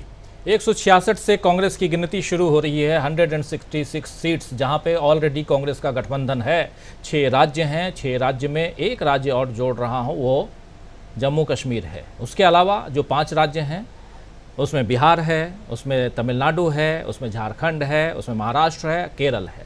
ये 5 और एक जम्मू कश्मीर, ये इन सब के अगर आंकड़ों, इन सब के लोकसभा की सीटें आप जोड़िए तो 166 सीटें होती हैं, जहां कांग्रेस ऑलरेडी गठबंधन में है। जहां गठबंधन में जो परेशानियां आ रही हैं वो जो राज्य हैं उसमें सबसे बड़ा राज्य उत्तर प्रदेश है जहां 80 सीटें हैं। उसके अलावा 42 सीटों के साथ पश्चिम बंगाल है। ऐसे 7 सीटों के साथ दिल्ली और 13 सीटों के साथ पंजाब है, जिस पर पूरा का पूरा कब्जा रखना चाहती है केजरीवाल की आम आदमी पार्टी। इसलिए अभी प्रेस कॉन्फ्रेंस करके केजरीवाल के जो एक विधायक साहब हैं उन्होंने साफ कहा कि कांग्रेस ये दोनों राज्य छोड़ दे, हम राजस्थान और मध्य प्रदेश में चुनाव नहीं लड़ेंगे। तो क्या इन शर्तों के साथ विपक्षी जो हैं एकजुट होंगे, विपक्षी एकता बनेगी? और ऐसा ही हाल उधर तेलंगाना में केसीआर का है।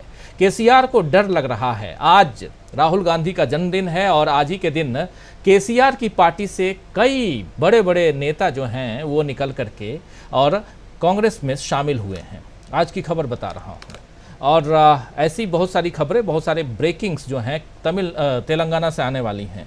तो क्या डर है केसीआर को भी कि कांग्रेस बहुत तेज़ी से तेलंगाना में मजबूत हो रही है और 1-to-1 फाइट है इस बार? बहुत सारी बातें हैं। आना चाहता हूं एक बार, अब हमारे साथ जुड़ गए हैं विजय शंकर सिंह जी और चूंकि वो अपनी बात रख रहे थे, जरा उनकी बातों को समाप्त करते हैं और फिर आते हैं अमलेंदु उपाध्याय जी आपके पास में। सिंह साहब, एक बार फिर से आपके पास आना चाहता हूं। बहुत इंपॉर्टेंट बात आप यहाँ रख रहे थे और ख़ासकर आपको क्या लगता है पटना से सचमुच एक चुनौती देती हुई विपक्षी पार्टियां नज़र आ रही हैं?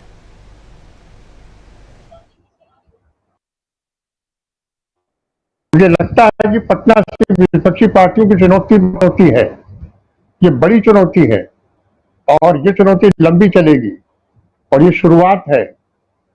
23 तारीख को जो कुछ भी होगा, चाहे अरविंद केजरीवाल उस पर जाते हैं या नहीं जाते हैं, केसीआर जाते हैं नहीं जाते हैं, लेकिन जो अन्य पार्टियां हैं जिनकी चर्चा आप अभी कर रहे थे, बिहार, झारखंड, महाराष्ट्र, इन यहाँ के जो विपक्षी नेता हैं, इनका एक साथ मिलना और एक साथ इकट्ठा होना निश्चित रूप से बड़ी चुनौती है और ये बीजेपी की चुनौती महंगी पड़ेगी। जी, बीजेपी को ये चुनौती बहुत महंगी पड़ेगी और प्रधानमंत्री नरेंद्र मोदी जब अमेरिका से इजिप्ट जाएंगे, इजिप्ट से लौटकर 25 तारीख को जब लौटेंगे, 20 से 25 तक लगातार प्रधानमंत्री नरेंद्र मोदी हिंदुस्तान से बाहर हैं, लौटेंगे तो कई सारी चुनौतियां प्रधानमंत्री का यहाँ पीछा करेंगी, इंतज़ार कर रही होंगी। जिसमें से एक चुनौती तो सामने है, वो मणिपुर है, जिसके बारे में अभी तक उनकी चुप्पी एक रहस्य बनी हुई है। रहस्यमयी चुप्पी क्या कुछ कहती है ये हम समझेंगे। लेकिन इधर पटना से जो बाउंस मिलने जा रहा है, खासकर राहुल गांधी को और विपक्षी दलों को, वो क्या कुछ देता है, वो भी उसका इंतज़ार करेगा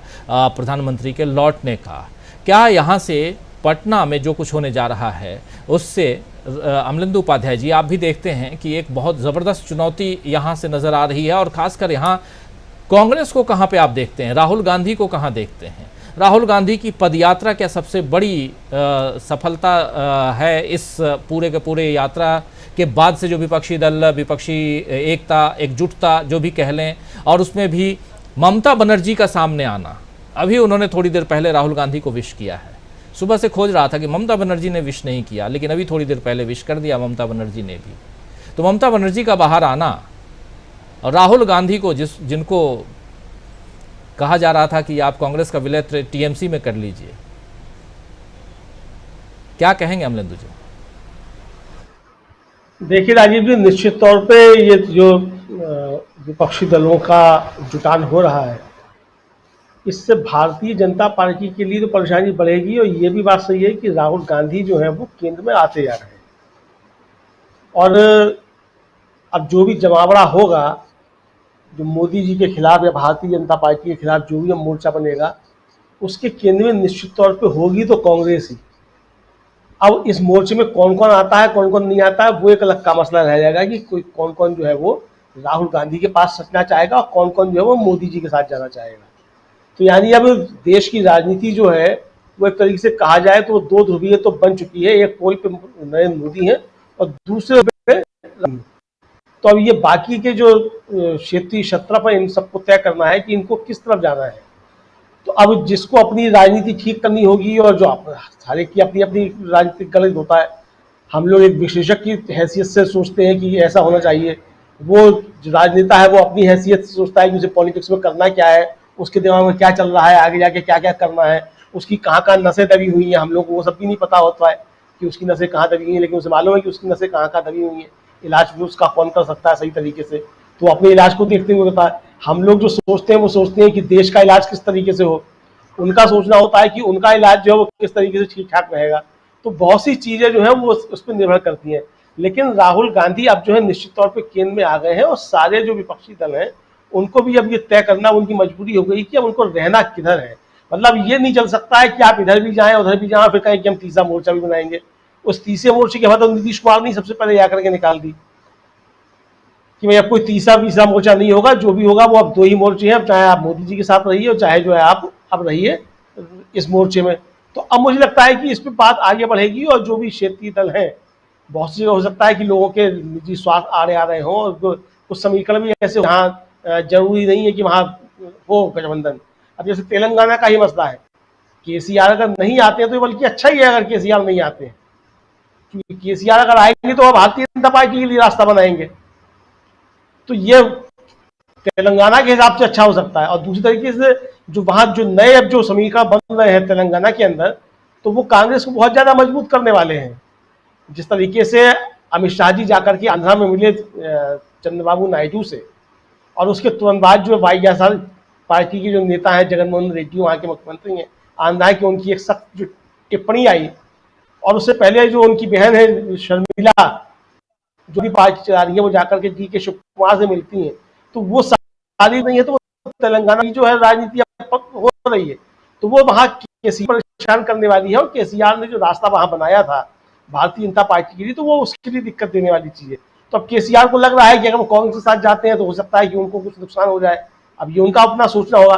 लेकिन कुल मिला के राजीव जी, जो महत्वपूर्ण बात है वो ये है कि जो बड़े राज्य हैं और जहां गठबंधन होना चाहिए और जहां से भारतीय जनता पार्टी को शिकस्त दी जानी है, सबसे बड़ी बात यह है कि वहां कोई इस तरीके का गठबंधन बनता है कि नहीं बनता है, और वहां जो है वो मोर्चा ठीक ठीक कायदे का बनता है कि नहीं बनता है।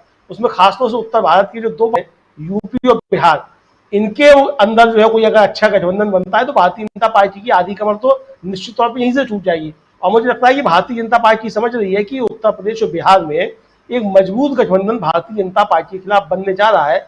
इसलिए आप देख रहे होंगे भारतीय जनता जिस तरीके से पैर फैलाने की कोशिश कर रही है दक्षिण भारत में, और छोटे छोटे दलों से भी जाकर के बातचीत कर रही है।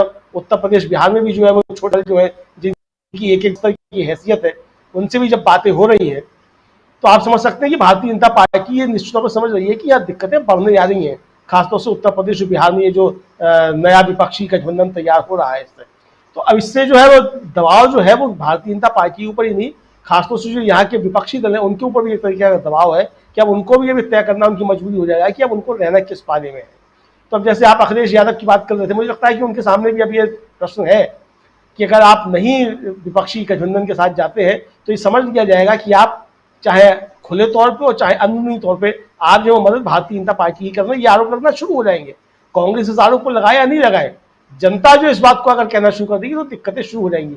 मुझे लगता है कि इसलिए अखिलेश यादव जो है वो अच्छी तरीके से समझ रहे हैं और वो जा रहे हैं उसमें। मुझे लगता है कि वो मजबूत गठबंधन उत्तर प्रदेश के अंदर बनेगा।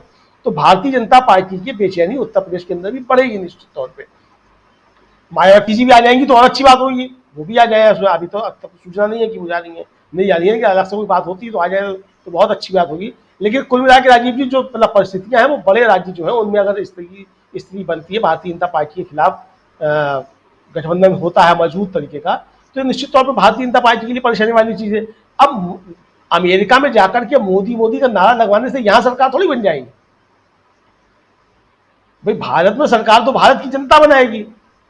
अमेरिका में मोदी मोदी का नारा लगाने वाले वो जो है वो या पपुआ गिनिया से, वो जैसे मैंने पहले कहा था, वो 250 रुपए की शील्ड जो है वो ले लेने से वो यहाँ सरकार थोड़ी बन जाएगी।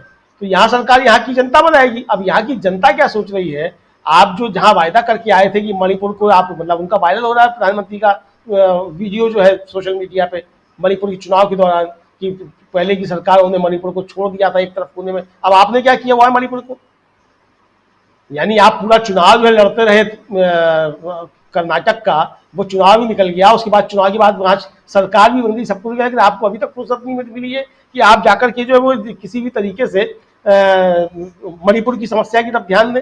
आपका गृहमंत्री भी नहीं जा रहा है, मतलब गृहमंत्री पंजाब में जाकर के भाषण दे रहे हैं कि यहाँ व्यवस्था खराब हो रही है और मणिपुर की तरफ ध्यान नहीं है आपका। तो ये सारी चीजें निश्चित तौर पर उठेंगी और यही जो है वो सारी चीजें यहाँ के चुनाव में भी अब निश्चित तौर पर बनेंगी, ऐसा नहीं है कि यहाँ नहीं होगी। अब उत्तर प्रदेश में जो है कल एक खबर थी कि बलिया में जो है वो 72 घंटों में 54 लोग जो है एक ही अस्पताल में मर गए। इससे पहले योगी जी का बयान जो था वो वायरल हुआ था कि अब तो उत्तर प्रदेश में ट्रिपल इंजन की सरकार है, चूंकि यहाँ नगर निकायों में जो है उनकी बहुमत हो गया था नगर निगमों में। तो अब लोग सवाल कर रहे हैं कि ये ट्रिपल इंजन की कैसी सरकारें हैं कि उड़ीसा में जो है वो 3 ट्रेनें भेजी जाती हैं, मणिपुर जल रहा है 45 दिन से, और उत्तर प्रदेश में एक ही अस्पताल में जो है वो 54 आदमी जो है वो मर जा रहे हैं लू से। तो ये सारी चीजें यहाँ निश्चित तौर पर मुद्दे बनेंगे। और राहुल गांधी का सबसे बड़ा योगदान जो इस विपक्षी एकता के अंदर है राजीव जी, वो यही है कि राहुल गांधी ने एक तो जो जनता के मुद्दे थे उसको सतह पर ला दिया। अब उन मुद्दों पर चुनाव होता है नहीं होता वो एक अलग का मसला है, लेकिन फिलहाल वो मुद्दे जेरे बहस हैं। भारतीय जनता पार्टी मजबूर है उन मुद्दों का किसी न किसी तरीके से जवाब देने के लिए और उनकी काट निकालने के लिए उसके ऊपर एक दबाव है, और विपक्षी दलों के ऊपर भी एक दबाव है खास तौर से कि अगर आपको भारतीय जनता पार्टी के खिलाफ ईमानदारी के साथ अगर कोई मोर्चा बनाना है या मोर्चा नहीं बनाना है, आप ईमानदार है भारतीय जनता पार्टी के खिलाफ किसी भी तरीके से प्रयास करने के लिए, तो आपको जनता के मुद्दों की बातें करनी होंगी, जनता के सवालों को उठाना होगा। तो ये दबाव उनके ऊपर भी है। तो इसीलिए जब जो बिहार से जो शुरू होगा 23 जून को, इत्तेफाक की बात यह है कि 23 जून 3 और 2 5 होता है, और जो जेपी का आंदोलन हुआ था 5 जून 1974 का उनका जो वहां का भाषण है वो भी 5 जून होता है। तो मतलब जून 5 और जून 23 कुल मिलाकर की अंकगणित के हिसाब से भी जो है जो न्यूमरोलॉजी कहलाती है उसके हिसाब से भी जो है एक नई जो है वो दिशा का संकेत राजीव जी निश्चित तौर पर देखा जा सकता है।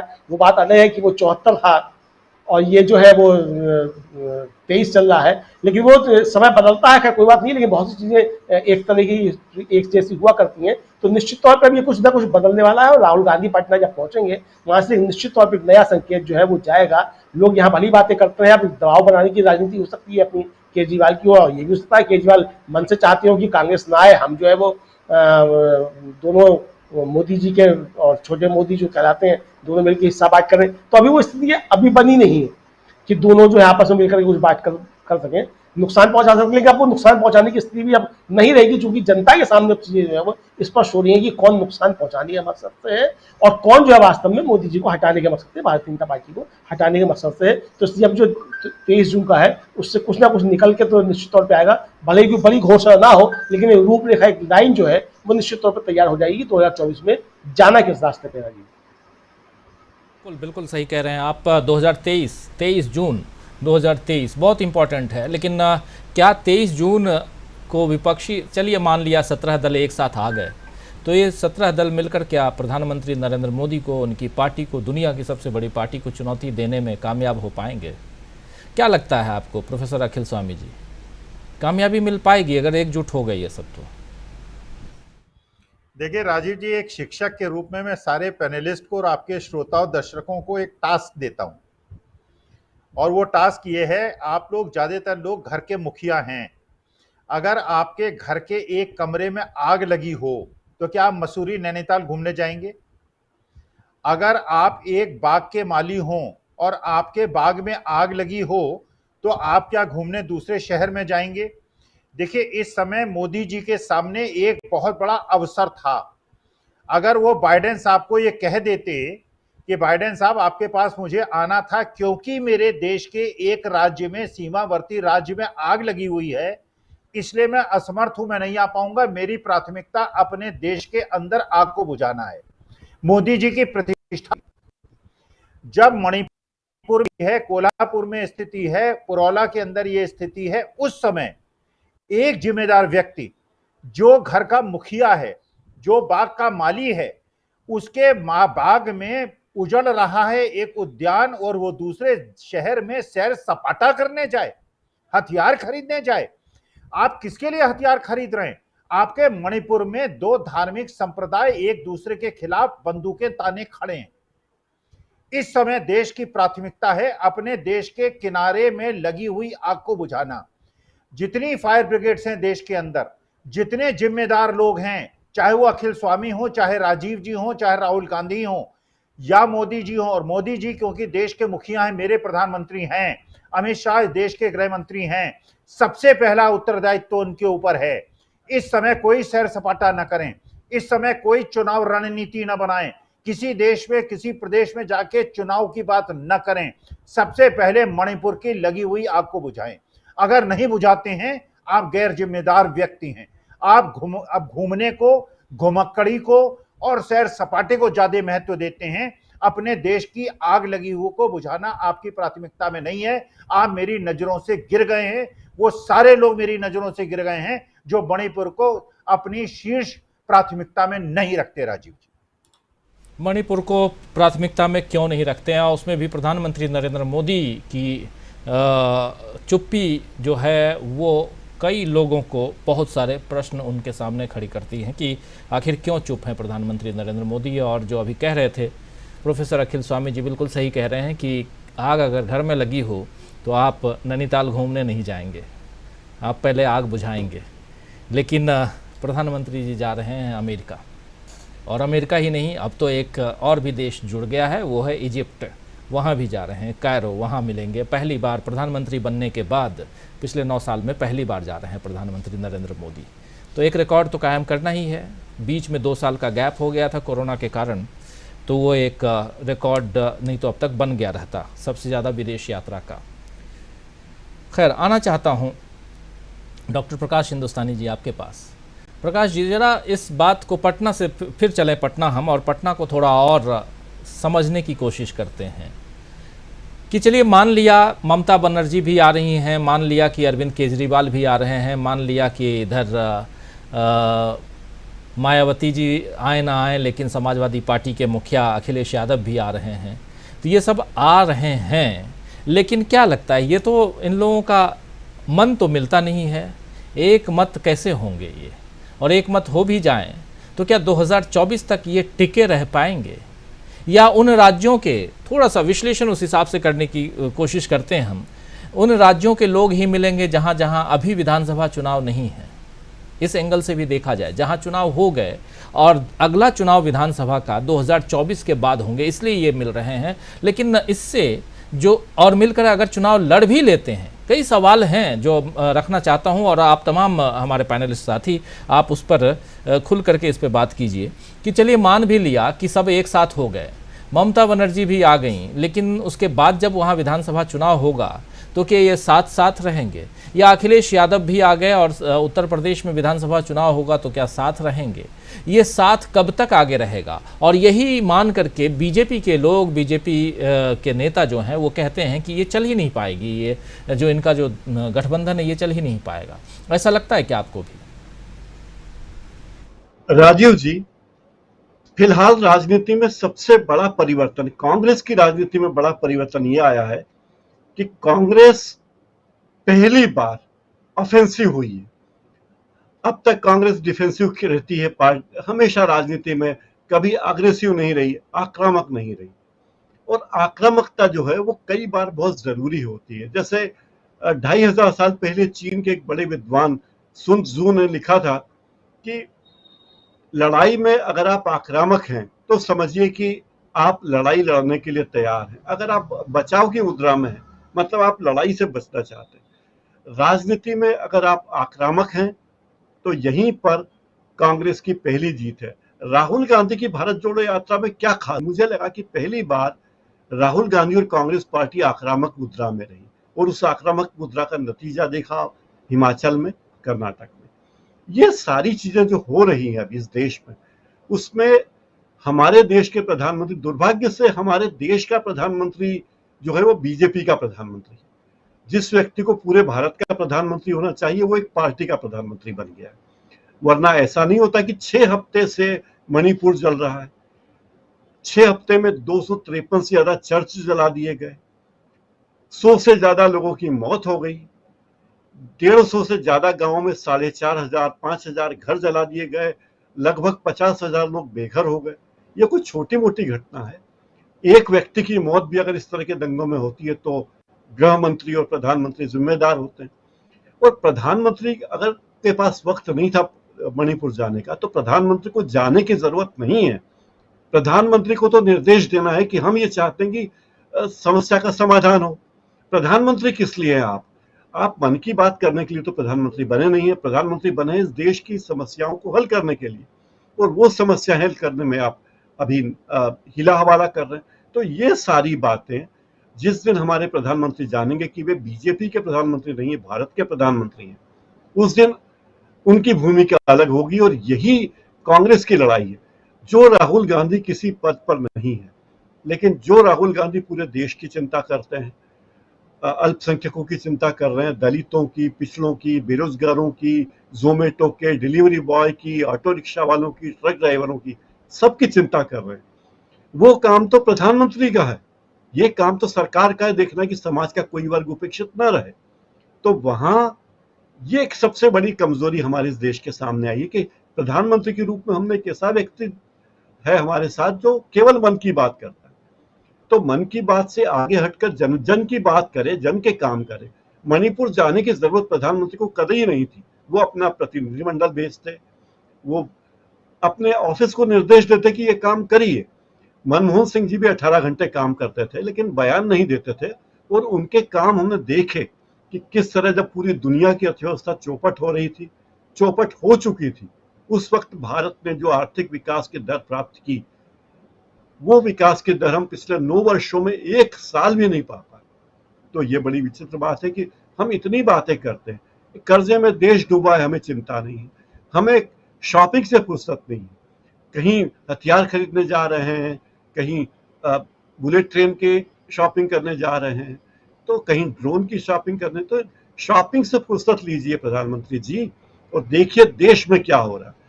जब आप कहते हैं कश्मीर से कन्याकुमारी एक है तो मणिपुर कोई दूसरे देश का हिस्सा नहीं है, वहां सोचना चाहिए। तो इन सब बातों पे फैसला होगा। एक बात जो अंक आपने बताया था राजीव जी, लगभग 225 का, उसमें आप उत्तर प्रदेश की 80 सीटें जोड़ लीजिए इस बार, क्योंकि ये बात तय मानी है कि कांग्रेस, सपा, बसपा, ये सब जागरूक हो चुके हैं।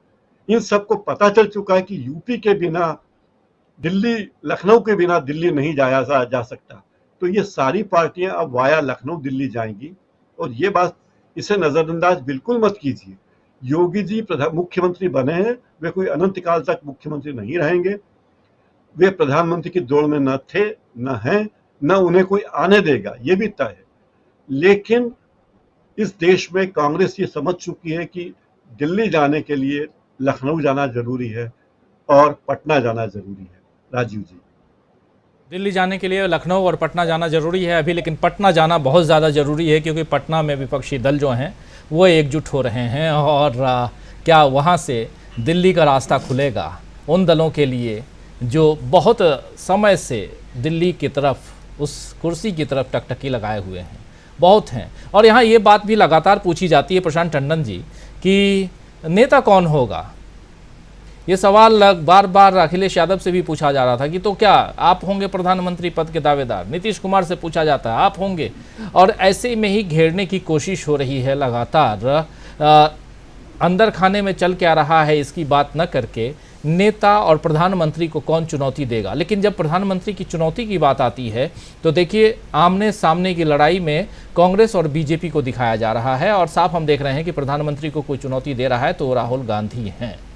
तो क्या माना जाए, जब राहुल गांधी के ऊपर केस चल रहा है, बहुत कुछ अभी सामने नहीं है, आने वाले समय में वो चुनाव लड़ भी पाएंगे नहीं लड़ पाएंगे, बहुत सारे सवाल अभी हैं भविष्य के गर्त में। लेकिन उससे पहले जब विपक्षी एकता की बात आती है तो यहाँ राहुल गांधी सबसे ऊपर दिखाई देते हैं। तो 23 तारीख के बाद हम क्या कुछ देखने जा रहे हैं, ज़रा आपका नज़रिया इस पे कि बहुत दिनों से एक ये था, एक मीटिंग जो अवेटेड मीटिंग जिसको कहते हैं, उसका इंतज़ार था और अब वो इंतज़ार की घड़ी समापन की ओर है, समाप्त होने वाली है। ऐसे में नीतीश कुमार का रोल, ऐसे में शरद पवार का रोल, ऐसे में राहुल गांधी का रोल, ऐसे में ममता बनर्जी का रोल, और इसमें से कई हैं जो प्रधानमंत्री पद की कुर्सी की तरफ भी देख रहे हैं। तो लगता है कि इनमें लड़ाई भी होगी। राजीव जी, सत्ता में कोई कीर्तन मंडली में तो आया नहीं है, तो सत्ता तक पहुंचना सबका उद्देश्य है। लेकिन आप अगर ये देखिए भारत की राजनीति को, और खासकर 1977 के बाद के चुनाव को, जब से मल्टी पार्टी चुनाव होना भारत में शुरू हुए, तब से आज तक देखिए आप, कभी भी कोई बड़ा सरकार, स्थापित सरकार में सत्ता परिवर्तन हुआ है, उसके सामने कोई नेता नहीं था। वीपी सिंह प्रधानमंत्री पद के उम्मीदवार नहीं थे, देवेगौड़ा प्रधानमंत्री पद के उम्मीदवार नहीं थे, मनमोहन सिंह प्रधानमंत्री पद के उम्मीदवार नहीं थे 2004 में। तो और बीजेपी में भी वाजपेयी और अडवाणी के बीच में बहुत क्लैरिटी नहीं थी शुरुआत में। अडवाणी जी पेंग मारते रहते थे और मीडिया में अपनी खबरें भी प्लांट करवाते रहते थे। तो ऐसा नहीं है कि बीजेपी में ये सवाल नहीं रहे हैं, बीजेपी में ये सवाल दोबारा भी आएंगे, और हो सकता है कि 2024 के इलेक्शन के पहले भी आए कि क्या बीजेपी का कोई मोदी की अध्यक्षता में चुनाव लड़ा जाएगा या नहीं लड़ा जाएगा। लेकिन वो बीजेपी की बात है। देखिए राजीव जी, पटना में जो होने जा रहा है वो बहुत ऐतिहासिक है। जैसा शकील जी ने कहा, बाकी मित्रों ने कहा कि एक बड़ी चीज पटना से निकल के ये आएगी कि देश में कोई अब थर्ड फ्रंट नहीं होगा। तो दो फ्रंट के बीच में लड़ाई है, और वो दो फ्रंट कौन कौन से हैं? कॉरपोरेट सरकारी मशीनरी मीडिया का एक फ्रंट है, और लोकतांत्रिक और सामाजिक न्याय की शक्तियों का दूसरा फ्रंट है। ये दो फ्रंट हैं। जनता को इनके बीच में फैसला करना है कि क्या जनता अडानी जी के पक्ष में है या नौकरियों के पक्ष में है। क्या जनता झूठ और नफरत फैलाने वाले मीडिया के पक्ष में है या सामाजिक न्याय के पक्ष में है। ये बड़ा एक लाइन, बड़ी लाइन तो यहाँ पे वैचारिक लाइन खींचेगी। जो इंडिया और भारत का जो फर्क है वो इस गठबंधन और नरेंद्र मोदी के गठबंधन में दिखाई देगा। नरेंद्र मोदी इस वक्त कोई सामाजिक गठबंधन लीड नहीं कर रहे हैं। लीड कर रहे होते तो उनका एनडीए बहुत बड़ा होता। एक और बहुत मतलब जो आश्चर्यजनक बात है, जो बड़ी बात है कि उद्धव ठाकरे भी पटना आ रहे हैं। ये बड़ी अप्रत्याशित है क्योंकि ठाकरे परिवार आमतौर पर कहीं जाता नहीं है। 77 के बाद बाल ठाकरे दिल्ली एक बार भी नहीं आए अपने जीवित रहते हुए। आखिरी बार 77 में ही आए थे। तो ठाकरे परिवार भी दिल्ली आता नहीं है या पटना नहीं जाता है या महाराष्ट्र के बाहर कम जाते हैं। वो उनका आना बहुत इम्पोर्टेंट इसलिए इम्पोर्टेंट है राजीव जी। देखिए बीजेपी की परेशानी कहाँ शुरू होगी। वो 330 सीटें हैं जिनका अभी आप चर्चा कर रहे थे, जो उत्तर भारत और पश्चिम भारत की सीटें हैं। पश्चिम भारत के इनके गठबंधन में डेंट लग चुका, उसका रिप्लेसमेंट नहीं है कोई। तो और उसके बाद पटना में डेंट लग चुका है नीतीश कुमार के बाहर निकलने के बाद। अकाली दल अभी आपके साथ है नहीं। तो उत्तर भारत में बीजेपी का ये जो 330 सीटें, जिसमें 298 सीटें 298 सीटें यहीं से आई थी, इतना बड़ा स्ट्राइक रेट, अगर इसमें डेंट लगता तो बीजेपी के पास कोई दूसरा भूगोल नहीं है उसको रिपेयर करने का या उसको उसकी भरपाई करने का। और ये स्ट्रेटेजिक मिस्टेक बीजेपी और आरएसएस की तरफ से हुई है कि वो दक्षिण नहीं गए। मणिपुर अगर वो नहीं जा रहे मोदी साहब, उसका पॉलिटिकल खामियाजा उनको भुगतना पड़ेगा। और दूसरा उनको खामियाजा भुगतना ये पड़ेगा कि बहुत सारे जो बुद्धिजीवी या इन्फ्लुएंसर्स मोदी जी के पक्ष में जो लेख लिखते हैं बड़े बड़े, वो इनका मणिपुर में न जाने की वजह से बहुत पक्ष नहीं ले पाएंगे। एक नैतिक दबाव उनके ऊपर भी है कि देश जल रहा है, 100 से ऊपर लोगों की मौतें हो चुकी हैं, चर्च जल चुके हैं 100 से ऊपर, और जाति हिंसा वहां पे चल रही है, रुकने का नाम नहीं ले रही है। और आपका एक बयान तक नहीं आया। इतना इनसेंसिटिव प्रधानमंत्री पहले तो कभी देखा ही नहीं। तो खैर, तो जो चुनौती है इनको वो नॉर्थ इंडिया से आ रही है। और नॉर्थ इंडिया में अगर जाति जनगणना का मामला उठेगा, सामाजिक न्याय का मामला उठेगा, नौकरियों का मामला उठेगा, अगर ये सब मामले उठेंगे, ब्रजभूषण शरण सिंह का मामला रहेगा, अगर ये सब मामले उठेंगे तो निश्चित तौर पे ये बहुत बड़ी चुनौती बीजेपी और मोदी साहब के लिए होगी। एक बात। दूसरी बात की देखिए, ये केवल संख्या की बात नहीं होगी, ये जो कलेक्टिव वॉइस है भारत के लोगों की, उनके पीछे जो जनाधार है, जो सामाजिक समूह है, ये उनकी आवाज जब एक होकर आएगी तो बहुत दूर तक जाएगी वो आवाज। तो यहाँ से पटना से मुझे लगता है कि जिसको हम कहेंगे कि काउंटडाउन शुरू हो जाएगा। तो पटना की बैठक के बाद से सिंहासन खाली करो कि जनता आती है का काउंटडाउन चालू होगा।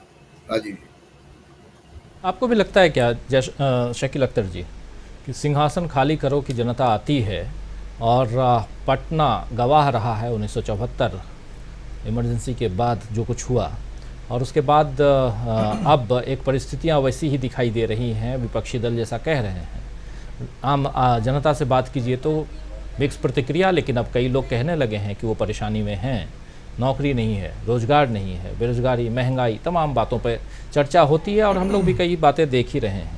लग रहा है आपको भी कि यहाँ से एक अलग तस्वीर नज़र आएगी आने वाले समय में, जो चुनौती दे, सीधी चुनौती, सीधे मोदी को, मोदी के करिश्मे को, और साथ साथ जो हिंदुत्व का एजेंडा है उसको।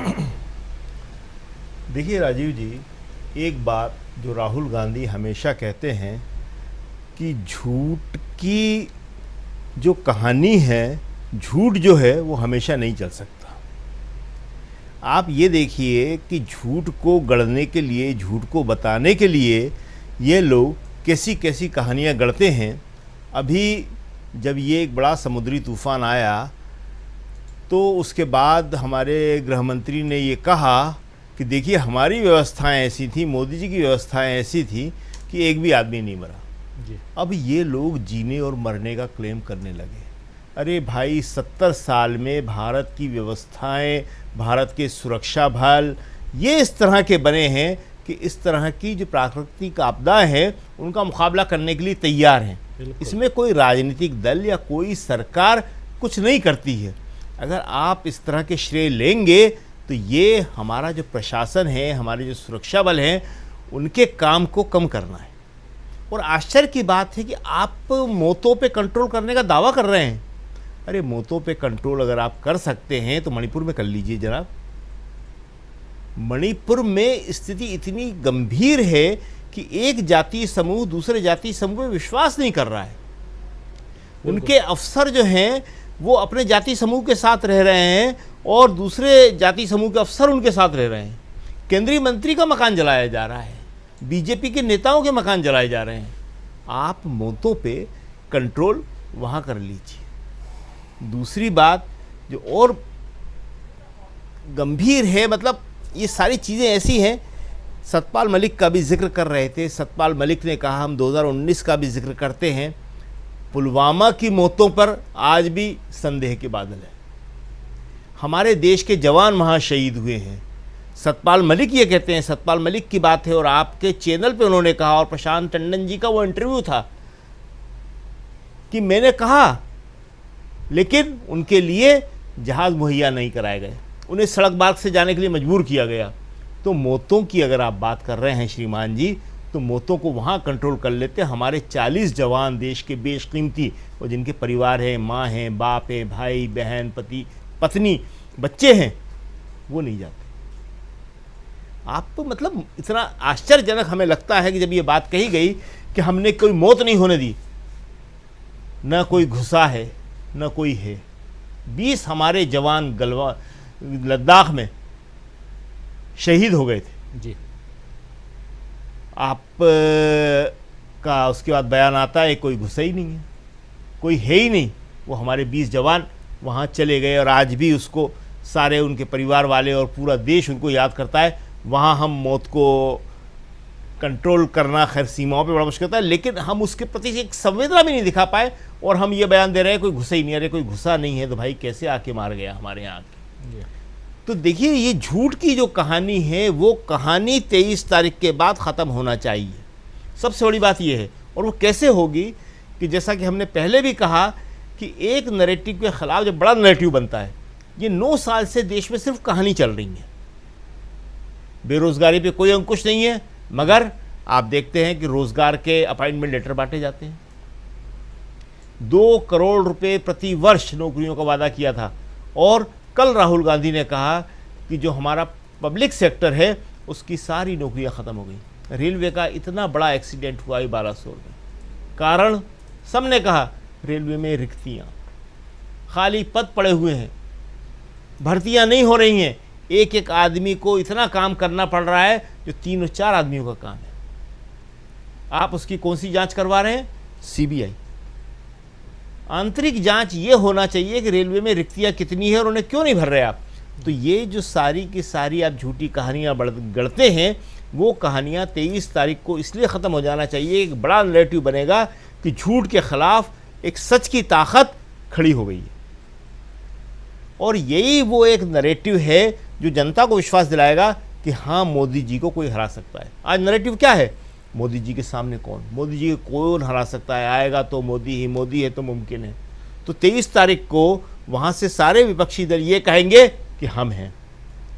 देश के नागरिकों, गरीब लोगों, दलितों, पिछड़ों, कमज़ोर वर्ग के लोगों, परेशान मत हो। तुम्हारी लड़ाई लड़ने के लिए हम सब इकट्ठे हुए हैं। हमारे मतभेद हैं, हम लोगों के बीच बहुत सारे विवाद हैं, लेकिन आज देश की स्थिति ऐसी है कि हमको सबको साथ आके यहाँ पटना में खड़े होना पड़ा है, और हम 2024 तक आपकी लड़ाई मिलकर लड़ेंगे। इस बात का कोई मतलब नहीं है कि नेता कौन बनेगा। 2024 के बाद, चुनाव के नतीजे आने के बाद सारे फैसले हो जाएंगे, बड़े बड़े फैसले हो जाते हैं। ये तो बहुत छोटा फैसला है।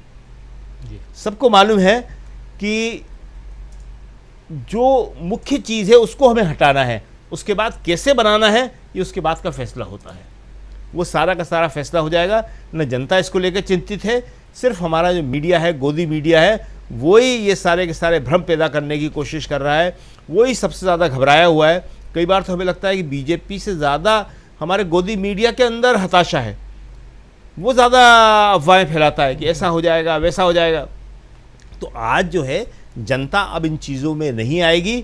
गोदी मीडिया को भी एक बहुत बड़ा सेटबैक लगने वाला है 23 तारीख को। क्यों?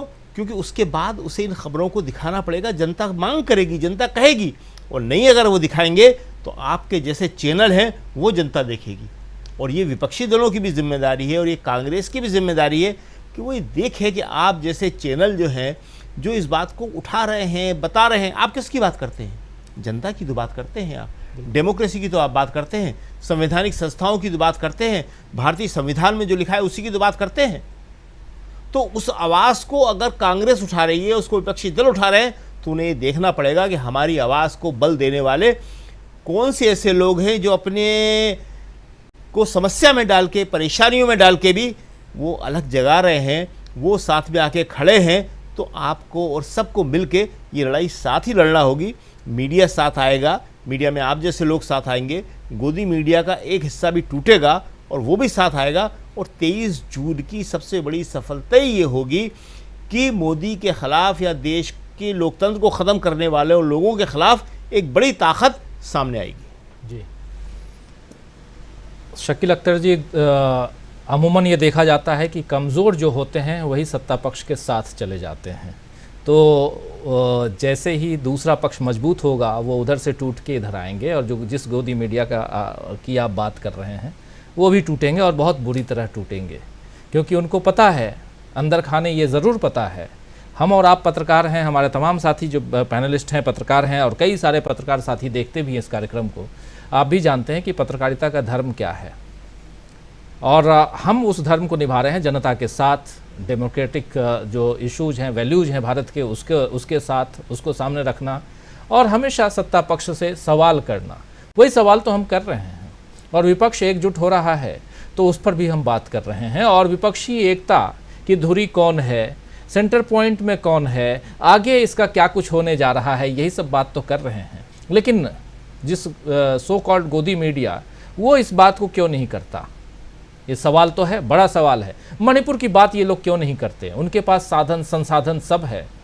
एक बार कहें मोदी जी हेलीकॉप्टर भिजवा देंगे, ये लोग तो हेलीकॉप्टर में घूम ही रहे थे। वहाँ स्टूडियो में आपने देखा ही, कोई छतरी में घूम रहा था, कोई स्टूडियो में घूम रहा था। स्टूडियो से ही हेलीकॉप्टर से बिपरजॉय तूफान को कवर कर रहे थे। ये लोग तो कर सकते हैं, ये उसमें क्या है। लेकिन फिर भी ये कुछ नहीं करेंगे। ये तभी करेंगे जब इनको लगेगा कि नहीं जी, अब इधर से बहुत कुछ हो गया, अब उधर चलना चाहिए। पलटू राम का नाम आप लोगों ने सुना होगा, नीतीश कुमार के लिए कहते थे, लेकिन वो पलट करके अब सही दिशा में आ गए हैं। तो ये भी सही दिशा में आएंगे। आना चाहता हूँ क्लोजिंग कमेंट के लिए विजय शंकर सिंह जी, आपके पास बहुत कुछ आप सुन रहे थे और फाइनली पटना से किस तस्वीर को आप भारत की सियासत की, राजनीति की किस तस्वीर को आप देख रहे हैं आज की तारीख में? आज जब 19 तारीख है, 23 तारीख में अभी 4 दिन का वक्त है, कैसी तस्वीर पटना से निकलती हुई दिखाई दे रही है आपको? मैं पटना से निकलती हुई तस्वीर देख रहा हूं जिसमें पिछले 9 सालों में जो भी इस सरकार के कुकृत्य रहे हैं उसके खिलाफ एक एकजुटता है। जो भी तानाशाही मनोवृत्ति रही है उसके खिलाफ एक एकजुटता है। जो भी असंवेदनशीलता रही है उसके खिलाफ एकजुटता है। आप लोग हैं तो मणिपुर के बारे में नहीं बोलते। नोटबंदी में 150 लोग लाइनों में खड़े खड़े मर गए, उन्होंने नहीं बोला। कितने हजार मर गए, उन्होंने नहीं बोला। ऐसी कौन सी घटना है जहां पर उनकी संवेदना कुछ हुआ हो, उन्होंने हो? तो मणिपुर में भी वो नहीं बोलेंगे। आज ही के दिन 19 जून के ही दिन 3 साल पहले हमारे जवानों की शहादत के 4 दिन बाद 15 जून को जवानों की शहादत में आज ऑल पार्टी मीटिंग थी और आप कह रहे कोई गुस्सा ही नहीं था। तो ऐसे असंवेदनशील प्रशासन के खिलाफ एकजुटता के रूप में मैं 23 तारीख की तस्वीर देख रहा हूं और मैं देख रहा हूं कि यह तस्वीर भारतीय लोकतंत्र के लिए एक शुभ संकेत है। शुभ संकेत देख रहे हैं विजय शंकर सिंह जी। और आने वाले समय में और भी बहुत सारी तस्वीरें आप लोगों तक आएंगी ही और हम भी अपने ज़रिए आप तक पहुंचाने की कोशिश करेंगे।